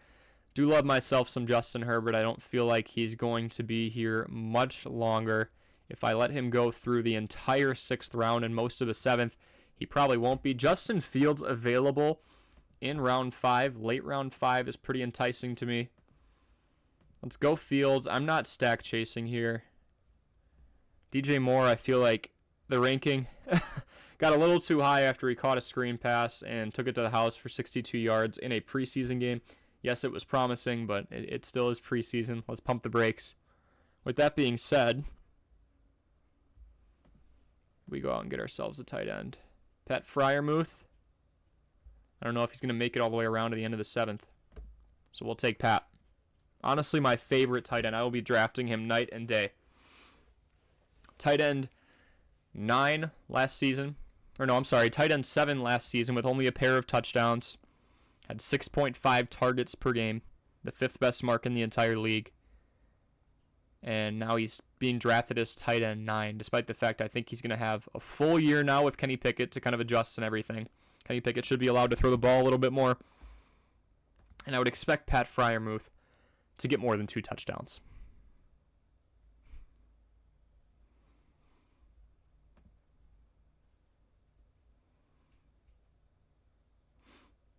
There goes DJ Moore. There goes Justin Herbert. I had a feeling that duo would go. We got to go get ourselves a flex now. And, you know, this is kind of the part where if you wanted to wait a while for a quarterback, and I could have went out and gotten a flex, could have went out and gotten a George Kittle, and then, you know, Freiermuth was fine, but a George Kittle, and then a DJ Moore or a Terry McLaurin, as we see both of those guys go off. And then you wait around until rounds 10, 11, 12, and you know, you go and get a Daniel Jones. Or, you know, in a 12 team, it's probably more like rounds 8 or 9. You can do that. I believe Kenny Pickett's going to be way down here. Yep. But even Kenny Pickett, man. Look at what he did towards the end of the season. Last 3 games, I mean, 244 for a touchdown and a pick. He doesn't carry the ball a whole lot. It wasn't anything crazy, but you were getting a high floor guy in Pickett, right? He was going double digits for the most part. Let's not count the Baltimore performance. His last 7 weeks, he got at least 10 points every single time. It's nothing great. It's nothing to ride home about, but at least it's a reliable person. It's a reliable quarterback who you know is going to get you in the double digits and won't go out of his way to lose a week for you. You won't get an abysmal performance, and I believe he's only getting better. I usually like to scrap the first few weeks of a rookie season because, oh my gosh, you know, they're learning a whole new speed of the game. Derek Carr way down here at 312 shocks me, especially if we get a healthy Michael Thomas.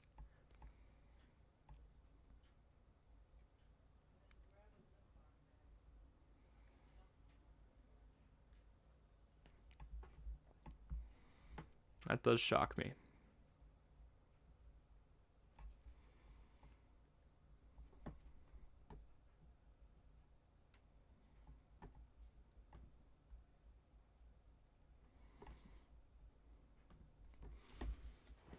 Montgomery going round 7. Okay. Javonte Williams. There goes T-Law, late 6. I feel like that's a steal. Again, one of the deepest, if not the deepest receiving cores in the entire league.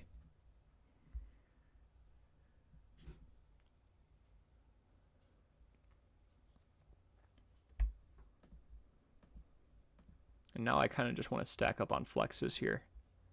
Oh, I would love Pickens at the turn.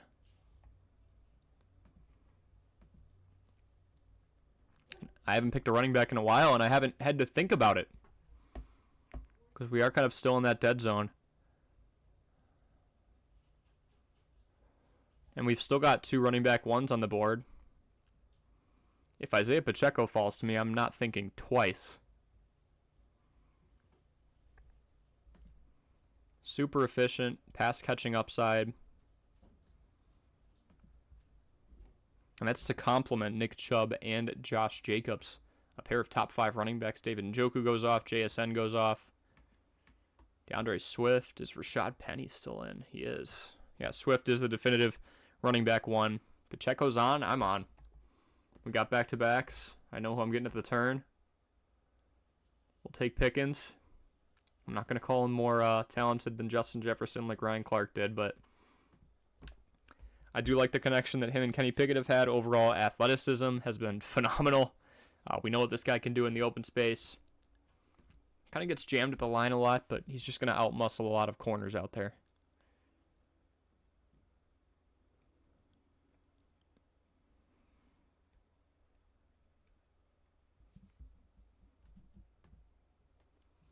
What's up, Joseph? Good to see you, man. Joseph, we are doing a mock draft. If you can hit that link that I just dropped in the comments section below. We've got 2 of 8 spots filled at the moment. The rest will be AI, but I want to fill at least half.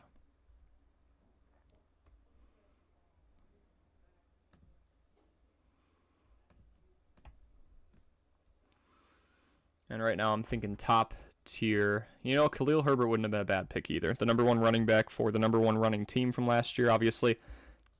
Justin Fields had a lot to do with that. Had over 1,100 yards, set the single game rushing record for a quarterback, but got 3 6s, 2 5s for the bye week.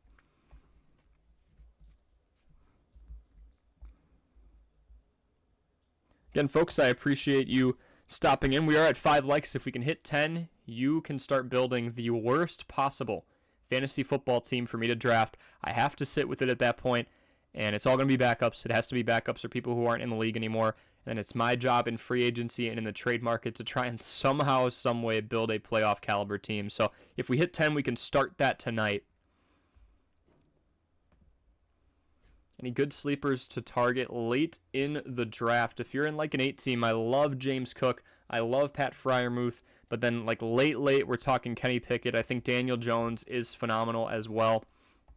Daniel Jones was quarterback 9 last season. Turned the ball over just 8 times, only had 22 touchdowns. Rushed more than a lot of the guys around him, was around Josh Allen and Jalen Hurts range. But then if you look at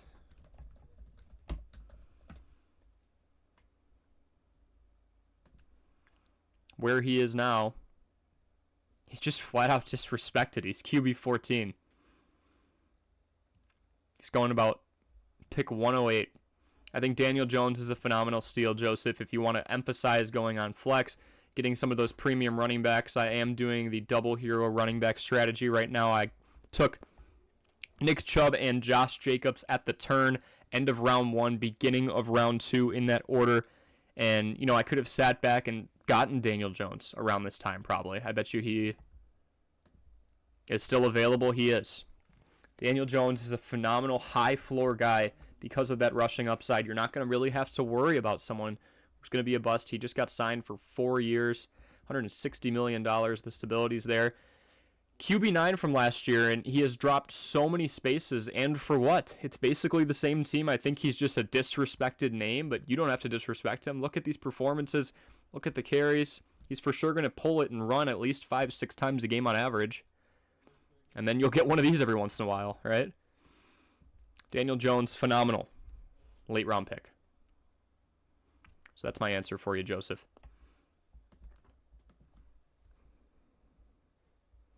I refuse to draft Odell as early as round 9 when we haven't really seen him play any football in a while. Refuse it.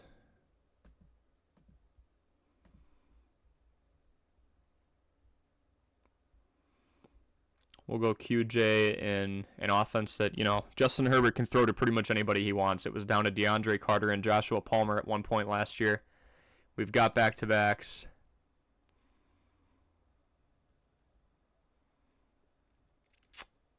It's 4-3 right now.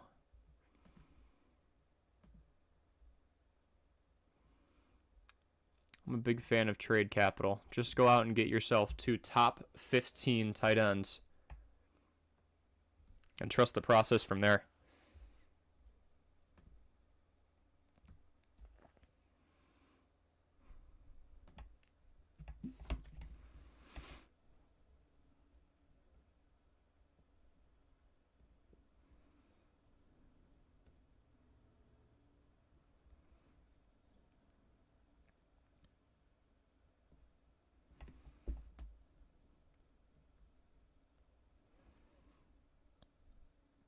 Gabe Davis goes. Samaje Perine goes. Rondale Moore.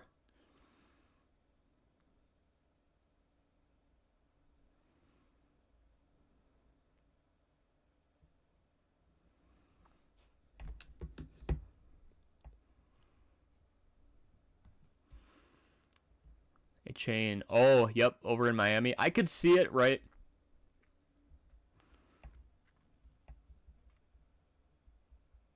Raheem Mostert's, I believe, 30. So he's not getting any younger. And especially if Tua goes down again. I hate to project or predict that something like that's going to happen, but you absolutely need an answer back there. Jeff Wilson Jr., I believe he is, he's questionable at the moment. I wouldn't say starter, but we are in the handcuff running back era, right? Where there's only a select few, if you go on this draft board, who truly have the backfield to themselves.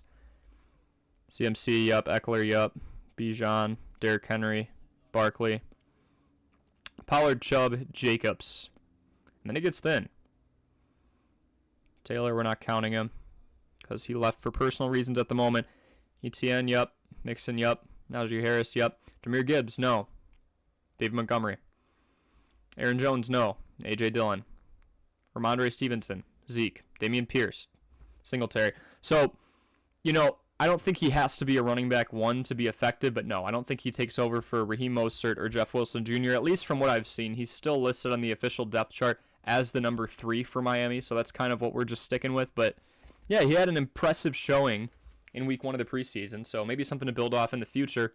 You've got to think Raheem Mostert's a couple years away from being done, if not less. Had some injury issues. Love Adam Thielen here, actually. Sure-handed wide receiver 1 with a rookie quarterback in Bryce Young. I've said it time and time again. The first pass of Bryce Young's NFL career went to Adam Thielen on a comeback route. There's going to be a sense of trust there between a rookie quarterback and a veteran wide receiver.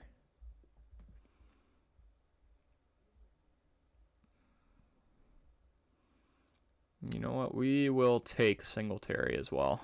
I know he does share the backfield with Damian Harris, but again, it's a weaker division. Maybe Houston can clump together a few wins, or not even that. Just stay competitive in ball games. If you're getting blown out, you're not going to run, and that's what kind of sucks in terms of game script. But if it's a closer ball game, you probably got a decent shot at getting some touches. So we'll see what Singletary can do. Singletary is also a very efficient back, all things considered. Small sample size for sure. I believe he's averaging 4.6, 4.7 a carry in his career. 4.7 a carry. with 672 carries for north of 3,000 yards and 16 touchdowns as well. I mean, that's a healthy dosage to still have 4.7 yards per carry. I think he'll get his. You're getting somebody with efficiency for sure. Let's see who's going here in round 12.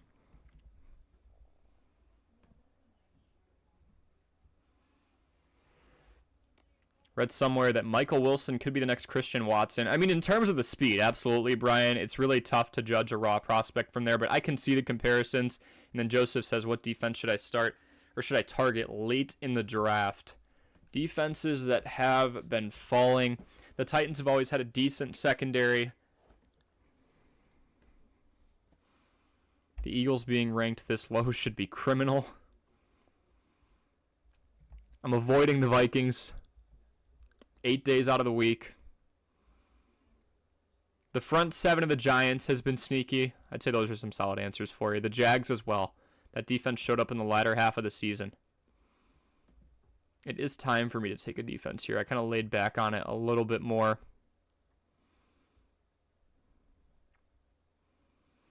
I think I go Eagles here. And then on the flip, I always wait pretty late to go after a kicker. Let's go get ourselves a solid backup quarterback. And I think Pickett's that guy. Actually, no, Jared Goff, wholly underrated. I did not realize he was still sticking around here in the 14th round. Jared Goff's another one. I fail to understand why he is available so late in these drafts. I know Jameson Williams went down. They still have Amon-Ra St. Brown, guys. I know they lost TJ Hawkinson as well. Still got Khalif Raymond, Josh Reynolds. 29 touchdowns to 7 interceptions. He nearly had a career year last year. I'd be okay with getting these numbers out of my starting quarterback. Are you kidding me? 10 touchdowns through the air to 0 interceptions and 1 fumble loss, so 1 turnover in his last 5 games. I am very okay with that. And really in his last 4, with the exception of that Green Bay game, where the story was the ball on the ground.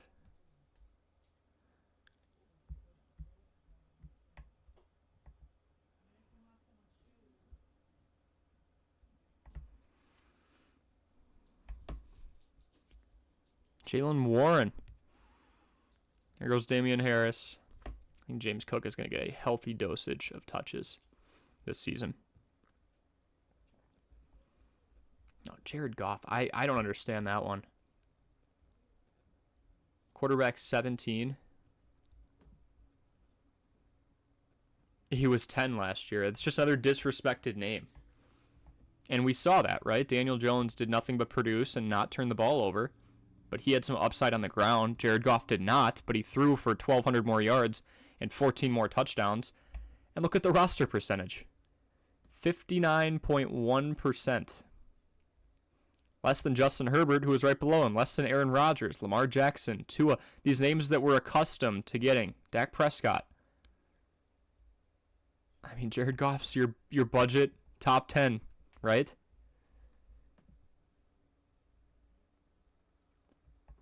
Blurpy, good to see you back in. If you are going week by week, definitely try to get Ravens or Commanders. Yeah, some people like to stream the defenses too. Oh. My apologies, folks. I just went back-to-back on auto pick real quick. I'm all right with Greg the Leg and Kyler. Yeah, I've got 3 quarterbacks. That's why it's a mock draft, right?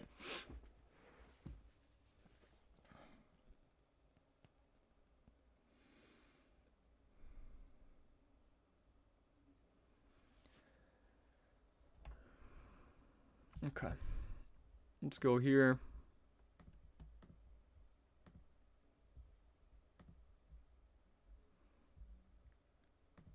Folks, what can we do to get 3 to 4 teams? Joseph and Blurpy, if you can join. Just dropped a link in the comment section below to join this sleeper.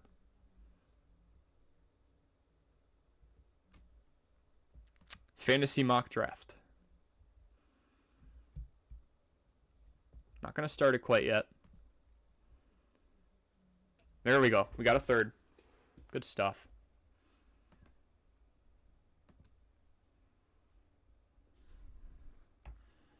We will start it, and we'll go 5 minutes.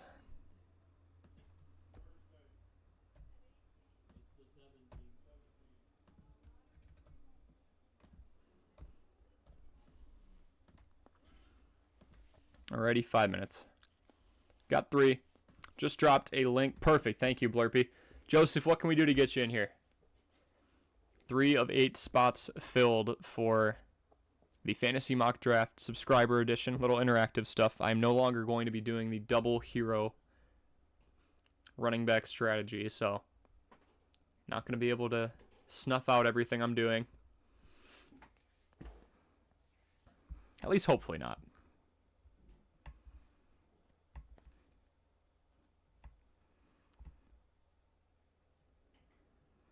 Yeah, keep popping those questions in the chat, folks.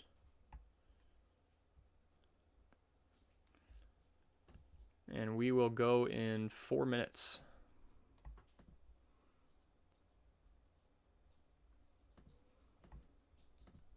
Yeah, I mean, holy cow. I'm probably making a short on this pretty soon. I'll do a bit more of a deep dive. 59% ownership rate for Jared Goff is absolutely nuts to me, considering the production that we got out of him last year. I know they lost Hawk. I know they lost Jameson Williams, but he's able to spread the ball around, and he's still got the main guy in Amon-Ra St. Brown. You lost a little bit in the pass catching back of DeAndre Swift, but that's partially David Montgomery's background as well, and he's joining that Lions backfield.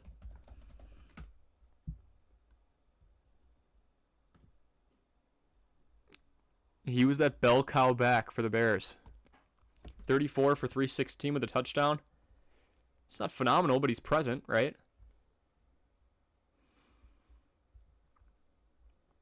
Alrighty, 3 minutes to the draft. Fill in if you're just joining. Welcome to Fantasy Armchair Athletes. Leave a like if we get to 10. That is our goal. You guys can help me pick the worst possible fantasy football team in terms of drafting today, and then I will pick them. By worst, I mean they have to be backups or people who aren't in the league anymore, like Antonio Brown or Tom Brady, and then it's my goal to completely revamp that team through free agency and trades to turn them into a playoff team, just to kind of show you guys that it is possible. But you'll get to pick my team if we hit 10 likes, and we are running out of time. This is probably the last mock I'm going to do tonight, so if you're in, please leave a like, please subscribe. We are on the journey to help you out-research your fantasy opponent in 2023. Daily YouTube shorts. We go live about 3 to 4 times a week. This is the 3rd time in 4 days. Just doing mocks and strategy-based stuff right now. Just did a double hero running back strategy. Took Josh Jacobs and Nick Chubb at the turn, which I'm pretty content with, to be honest with you.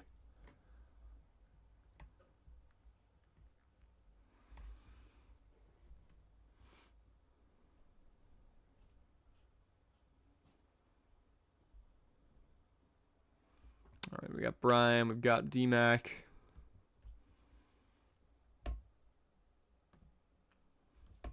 Yeah, I'll be doing some underrated, just sleeper guys in general to go off of over the course of the next couple of weeks in your drafts, and even just to grab off the waiver wires. But guys like Daniel Jones, right? Guys like Jared Goff, who don't have eye-popping numbers, aren't the most famous, most glorious names, but they're going to get the job done for you. They were both top 10.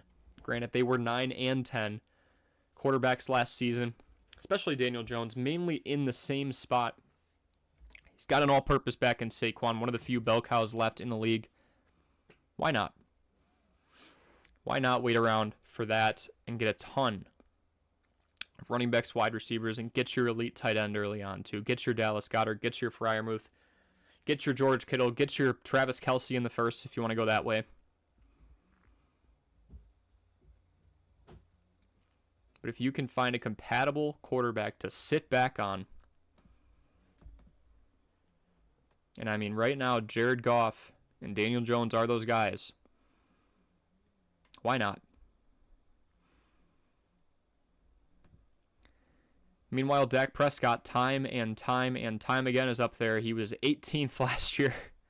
I mean, even in fantasy points per game, I believe he's outside of the top 10. He is. It's just name recognition to a certain extent. Go out and get Jared Goff. Go out and get Daniel Jones. Those guys are highly disrespected. And let's do a 3-man here. I'll take it. I will take it.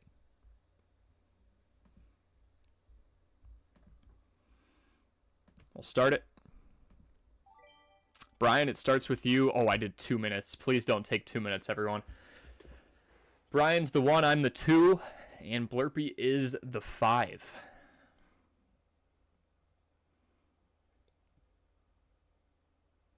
Dylan in here earlier saying he got Travis Kelce and Christian McCaffrey in the same draft. Pretty impressive stuff. And obviously some luck involved as well.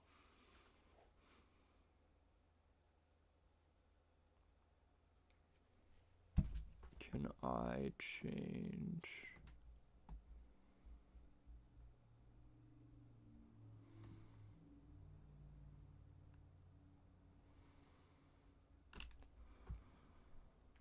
Brian, I'll wait until your pick is done here, and then I'm going to change the pick time to 30 seconds. I did not mean to do 2 minutes.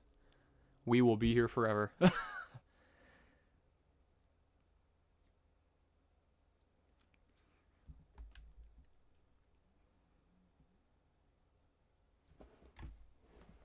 we'll do it here, and it should update throughout. There we go. CMC first overall. I'm taking Jay Jetta. That's my favorite. If you are not the first overall pick and you somehow are able to get Justin Jefferson, I believe you've got a gift for sure. But Christian McCaffrey is the one excuse I will make. Or the one exception I'll make. Now, personally, I want to get at least one running back in the first 3 rounds. If the cards are there, especially on this turn, and I can get a pair of good running backs because I have the elite wide receiver, the best one in the league, in Justin Jefferson, I'll do it. I see Bijan's off the board, Austin Eckler's off the board. Otherwise, okay, Saquon's off the board as well.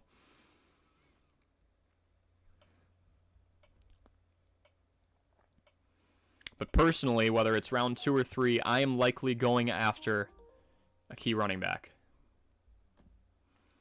And oh yes, I will gladly take Nick Chubb. With how efficient he was last year and just the workhorse that he is. Oh my. Yes, I will gladly take Nick Chubb along with Justin Jefferson. And that's how you do it right there. You know the wide receivers are going to come.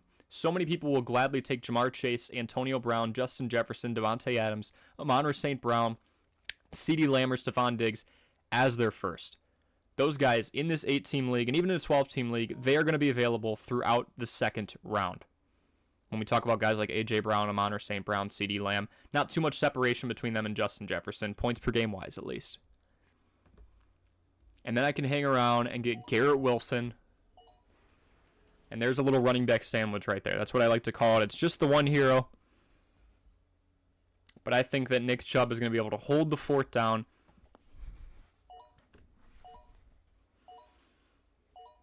And typically, rounds 4 to 7 are that dead zone where you don't really know what's going on in the backfield. Because we're in an 8-team, you can kind of cheat it and see there are still some guys available. I'll say it now. ETN, definitely taking him. But in most 12 teams, ETN's going to be gone. Gibbs will be gone. Mixon might be gone. Kenneth Walker will be gone. And you're going to be stuck with around like Aaron Jones. That's even an exception I would make. But then you really get into those guys who are sharing the backfield, like Dameon Pierce, like possibly Miles Sanders. Dobbins and Madison, but those are guys in newer roles, and Dobbins just needs to stay healthy. Gus Edwards is still back there, and Lamar runs the ball from time to time too. So that's kind of a thought process there. Now I could go ahead, I could take a Justin Fields or a Justin Herbert or a Trevor Lawrence, but I've been talking so much about sitting back and getting a consistent quarterback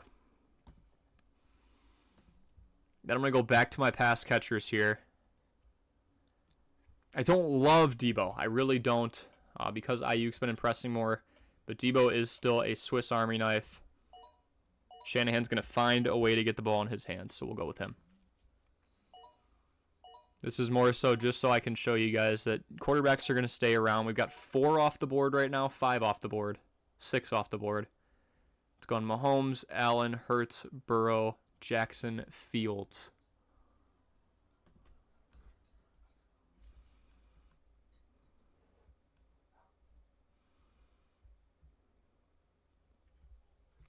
And this opens it up, right? If I wanted to go out and get a Justin Fields there, I could have.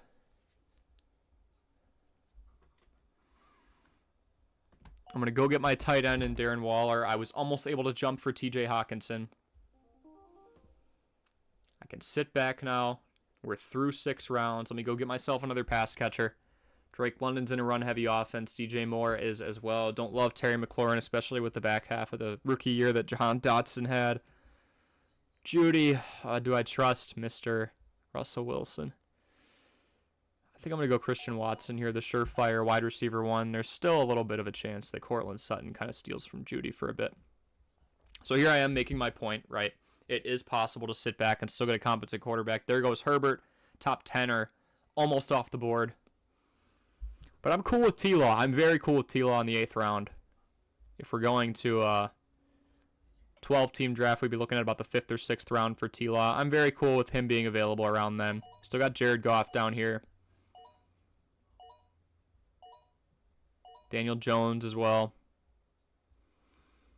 And those are guys I don't have to panic about right now. I mean, we've still got Trevor Lawrence to go off the board. Still got Dak Prescott.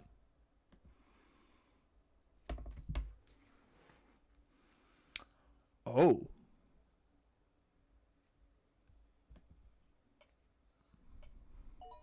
I'm going to act like I did not see what I just saw. Yep, I will gladly take Brandon Ayuk there. I mean, I didn't want to take Ayuk that early, and in all honesty, with Debo slowly getting less and less action with this offense, it wasn't the most ideal pick, but I'll take Ayuk for sure. Boofy is here. Hey, good to see you. Welcome to Fantasy Armchair Athletes. You got a question for me here? Let me just make this pick. Still waiting around a little bit, making my point. We're past the 8th round. I can go out and get a running back 1 in Pacheco. Just finished a super flex draft and flipped A.J. Brown and Rodgers. I still have Hurts and Stroud for Olave and Devontae Smith. So Brown and Rodgers for Olave and Smith.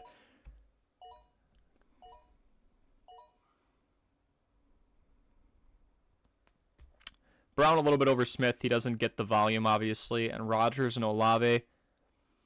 You're loading up at the wide receiver position. You still do have Hurts. I don't mind giving up Rodgers, even though he will have Garrett Wilson at his disposal. It's still going to be a young offense. That's pretty much... there aren't many differences there, right?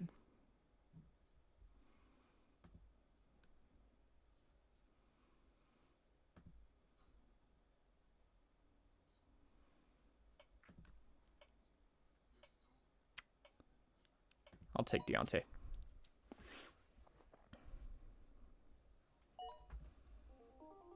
Just 1 second here, and then I can get to you. Lockett, still in the league, man. That man does not get tackled. He just continues to avoid contact. We'll take Tyler Lockett, Mr. Longevity.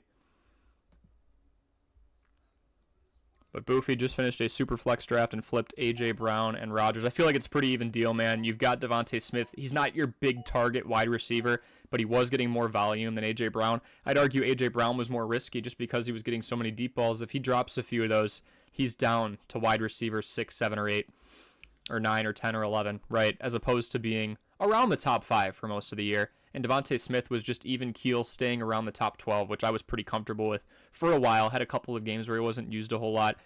Aaron Rodgers is about to be 40. Chris Olave, up-and-coming talent, and I think he gets an upgrade at quarterback with Derek Carr over Jameis Winston. Boofy, I like that a lot. I think you do come out on top. So if they take the deal, you should as well.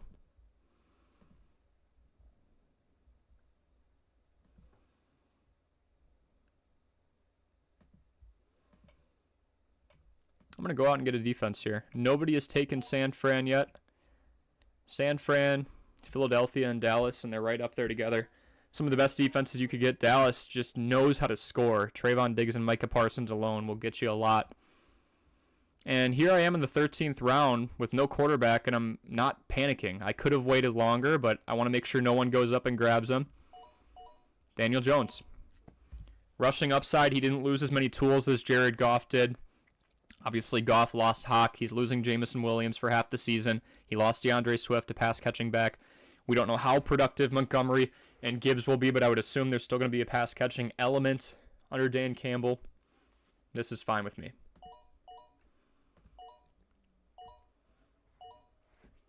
Jason, good to see you, man. Brian says Amari Cooper is a sneaky pick, good, consistent player. And right, he stood the quarterback test last year.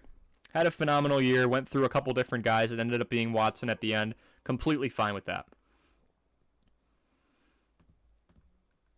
We do have to get a kicker. I mean, I believe he was the best kicker in the entire league. Just gets a lot of opportunities. It's a weird scenario with the Raiders where they don't finish a lot of drives. I like to look at teams that get in the red zone a lot, have a ton of yards, but just have horrible touchdown percentages within the red zone because then you get a lot of field goals. The Raiders happen to be one of those teams, and Daniel Carlson happens to be him. He nailed a lot of kicks, so I'll take him. Doesn't really matter what you do with the last two. I mean, these guys could be on waivers.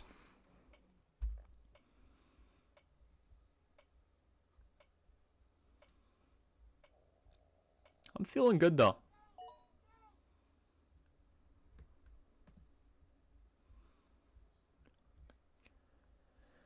Chubb, Etienne.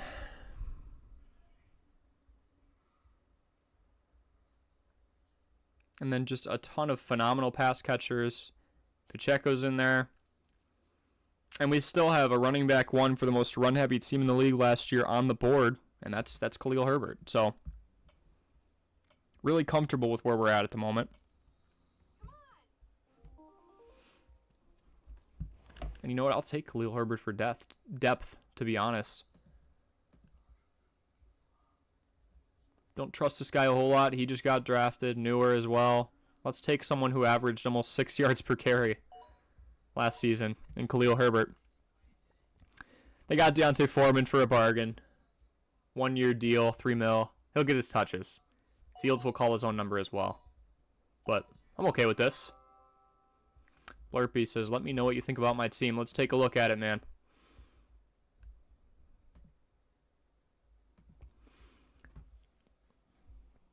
So, first 7 rounds, you went single hero running back, and then you went, you did get Jones in the 6th. He's one of the exceptions I'll make. Your Aaron Joneses, your Alexander Madisons, because he's got the backfield to himself. Aaron Jones has been able to share the backfield effectively with A.J. Dillon the last few years and still be a top 10 running back fringe, but top 10 nonetheless.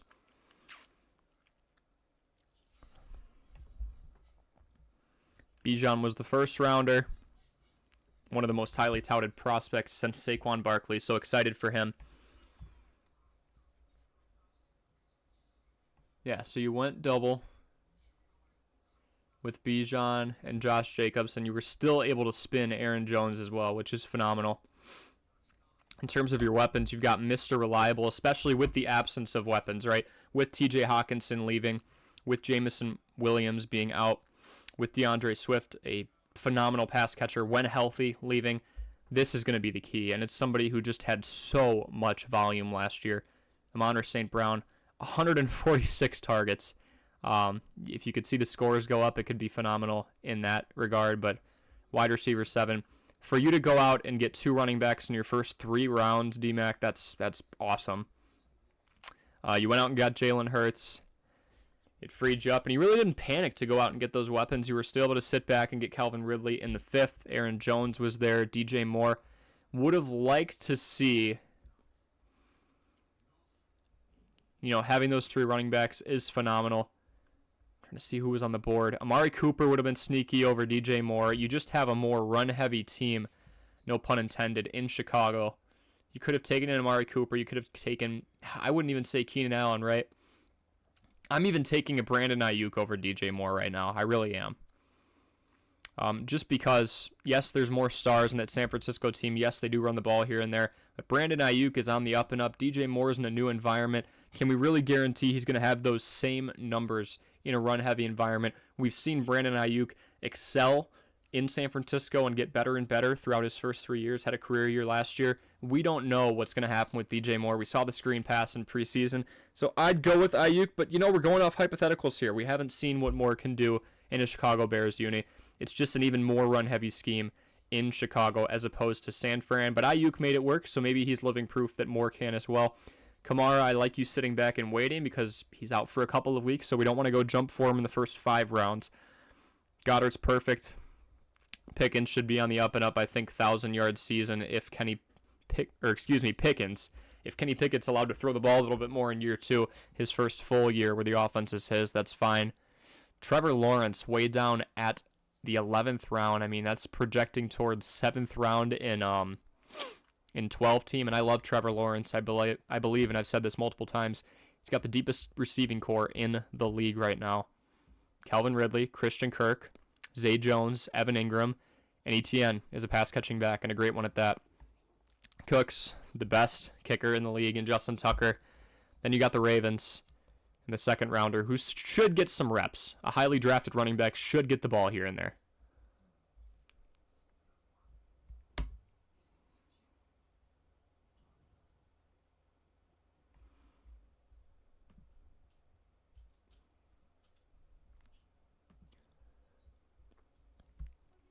Brian's wondering how he did too. Blurpy saying couldn't have taken Cooper unless you didn't pick Aaron Jones. And I was kind of implying that, right? You went out and got your 2 awesome backs in Josh Jacobs and Bijan. It's nice to have Aaron Jones, but so yes, I see why you're saying Cooper over Moore. It wasn't your choice because they weren't picked in that order, but I would have even taken, and I should have been more clear on this, I would have even taken Amari Cooper over Aaron Jones just because of the status of your backfield at that point. And then Brian, how did you do? Balanced. Never picked a defense. That's all right. CMC, it's the one exception I'll make to not taking Justin Jefferson, and even so, right? Justin Jefferson's an absolute dog. In half-point PPR, it's CMC all day long for me. Devontae Adams, and then Derrick Henry. So you also went double hero here with an 8 team. So you're making sure you load up those guys who are at a premium. You know, that's a strategy that's won millions of dollars. Loading up on the backfield and then going out and getting your weapons. I did the same thing here too, right? This is essentially 2 in the first 3 rounds because it's an 8-team draft and not 12. I'm getting Chubb and Etienne. Yeah, I would argue you had way better in McCaffrey and Henry. And you still managed to get Devontae Adams, who's right up there with Justin Jefferson. Went out and got Higgins. I love the stack with Higgins and Burrow. Amari Cooper is a very underrated pick. I like that you went after him. Again, kind of stood the test of time last season. And just the quarterback test in general with a bunch of changes back there. Jonathan Taylor, it's tough to say, right? How far is he going to fall? And how far should he fall with him leaving the team for personal reasons? But it is what it is. Chris Godwin and Mike Evans, I especially like that, Brian, because Russell Gage, you could see it on the ticker here on the stream, Russell Gage is projected to be out for the entire year with a knee injury. Godwin, Evans, both had less red zone targets than Russell Gage last season. That's going to show up in the touchdown department for them this season, as long as Baker can sling it well. I think if Baker can play halfway decent, Tom Brady didn't exactly have a great year last year, and the offensive line was a mess. So, up and up for them. Austin Dillon and James Cook. Austin Dillon, oh my gosh, that is a NASCAR driver. A.J. Dillon and James Cook. Love it. It's Cook's backfield that was announced. It's him over Damian Harris. Dillon has been able to make it work alongside Aaron Jones. And there's been weeks where Jones has gone down, right?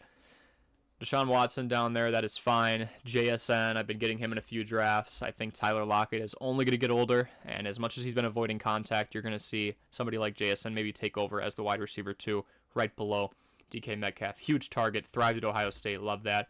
You got Koo again, love it, and then Njoku at the end. That's a solid team, Brian.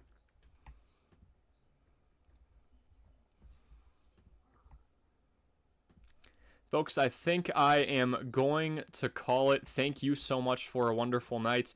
Pretty soon, before you know it, I will be picking the worst possible fantasy football team in the draft, and then it's my goal, and I think I'm going to do it. I think I'm going to pull it off in a 12-team league. I'm going to try and get into the playoffs with all backups by swinging trades and, of course, taking advantage of free agency, paying attention to those injuries, getting a hold of handcuffed running backs, getting backups when somebody else is down. I think I can pull it off, and it's to prove to all of you that you can have a bad draft and still make things happen. So pretty soon I might be sending out polls on the channel or just going in these live streams or videos and asking you in the comment section below. Go to any video right now. I'll find it. Go in the comment section below and say, Corey, draft, insert backup here.